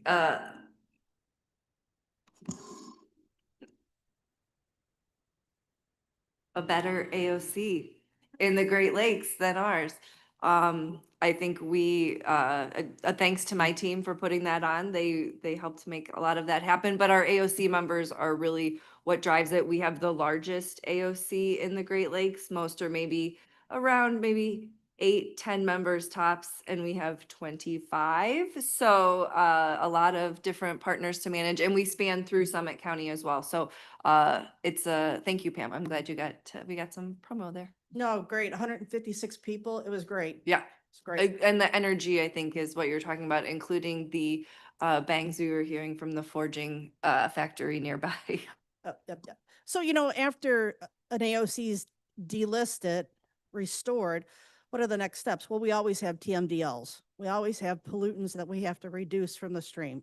So that's a Cuyahoga next. With regards to our the work that we do on maintaining and updating the Clean Water 2020 plan, you've seen Sarah present on our 5-year updates, us getting out ahead of any FPA modification needs, just making sure the maps are current, the prescriptions are current. But in that, while we do those reviews, in the last 3 years, we've done Cuyahoga in some detail, Geauga in some detail, and now Medina County. And so we realized that we had to do some updates to some of the tables in our appendices where designated management agencies are listed, where the secondary designated management agencies are also listed, and the affected jurisdictions. And then we actually went back, and I appreciate the assistance from staff. We all reviewed NPDES permits. We pulled the most recent one. We looked at the size and the treatment. And we made corrections where we had updates or where we had the wrong water body discharging to, and maybe the volumes had changed, or we had actually named it as a wastewater treatment plant when it was actually a wastewater works plant. So we just made some edits. And I'm not going to go through these in any detail, but if you're interested, I can share them. This is kind of more of a transparency, presenting this in front of you so that you're aware that we are continuing to make that document so it's not static, that we're continuing to keep updates to that document. One thing that we recently did with Geauga County, though, is in the original format, we had just a list of 21 communal systems. And then Sarah Stanzi and Maya, they actually had an opportunity to review the permits and update and, well, not update, but create this table that we'll be adding to that, where it's individual community systems names. These are your smaller package plant kind of conversations, their design flow, and then their receiving waterway. We also created a table for Lorraine County with these 4 different wastewater treatment sites, or plants, sorry. So in this, it brought to our attention, okay, if we're doing revisions to the plan, how do we track those revisions? The board, when they adopted it in 2021, gave staff authority to update certain things as they come to our attention. So corrections were one of them, updates to information that aren't policy. And then just as like the census comes in or we have new data from how EPA, we can update certain things, and that's listed in chapter 3. And so we said, okay, as we update this, we need to track our versions.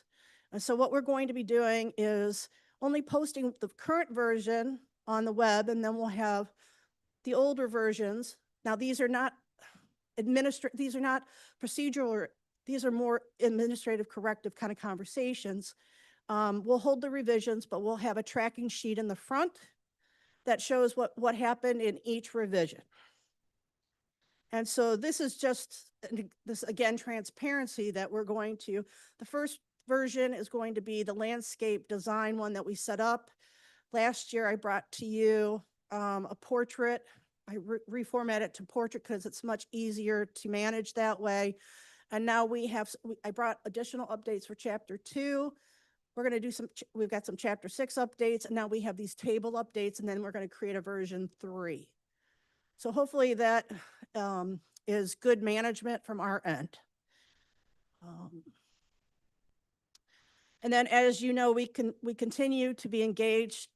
One thing I wanted to say, I'll do this after this. We continue to be engaged in lots of discussions about facility planning areas versus service areas. We prepared 28 consistency review maps. We've reviewed 105 permits to install.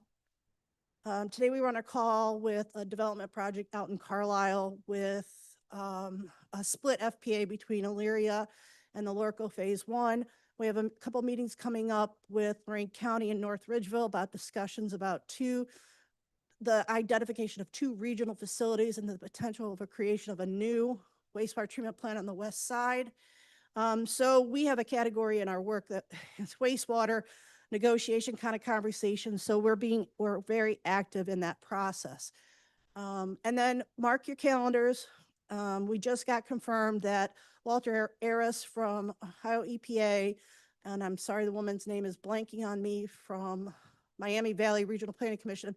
We're going to have a DMA roundtable on the 24th of June from 1 o'clock to 3:30.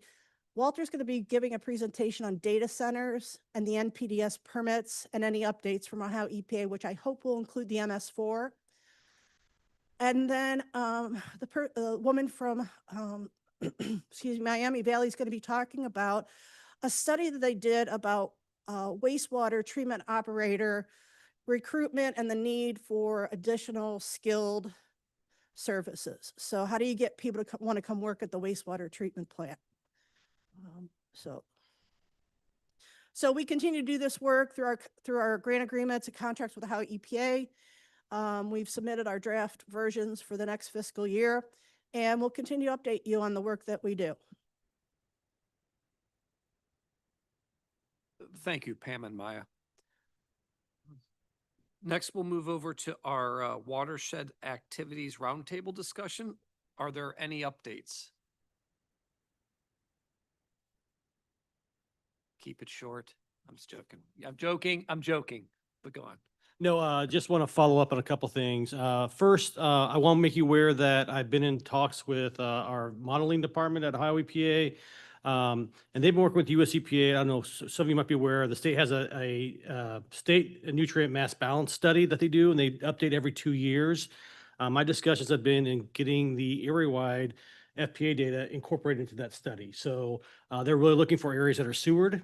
And you guys have done such great work throughout the state as area-wise that what you guys have is a lot better than what we have at Ohio EPA. So work with that and kind of going off that, they're working with US EPA on, the US EPA has a sewer shed national data set that they use to kind of model out areas that they have for sewer service. So throughout the country, EPA is working with them on that, and consequently, we want to take your guys' data into that data set too. So that's what I've been kind of working with. I had a meeting yesterday with our modeling folks and Kari Gerwin from Lake Erie West, who I want to call Temacog. That will be till I retire. I'll call them Temacog, but Lake Erie West, their new name. And I think Kari's going to coordinate with all the area wides at your meeting in April about how you guys want to go about that. So just want to give you that your work's being recognized not only in the state level, but on the national level too, with regards to your wastewater planning work. So it's that high quality. And then, yeah, so I'll leave it there. I'll keep it short, but I wanted to, just let you know that that's coming down the pike, and what you guys are doing locally is kind of showing benefits throughout the state. So thank you. Thank you, Eric. Anybody else? Just to pick up on Eric's words, thank you to the NOACA team for all the great work that they're doing. Now we can, yes.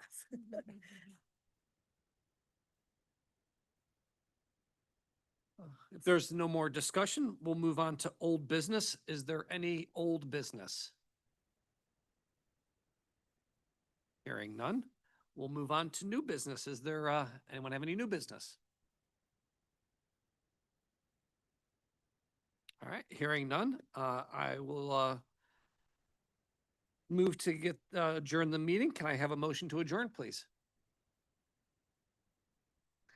Thank you. A second? You beat me. All in favor? Any opposed? The meeting is adjourned. Thank you, everybody. Just real quick, the next regular meeting is Friday, June 12th at 12 to 1:30.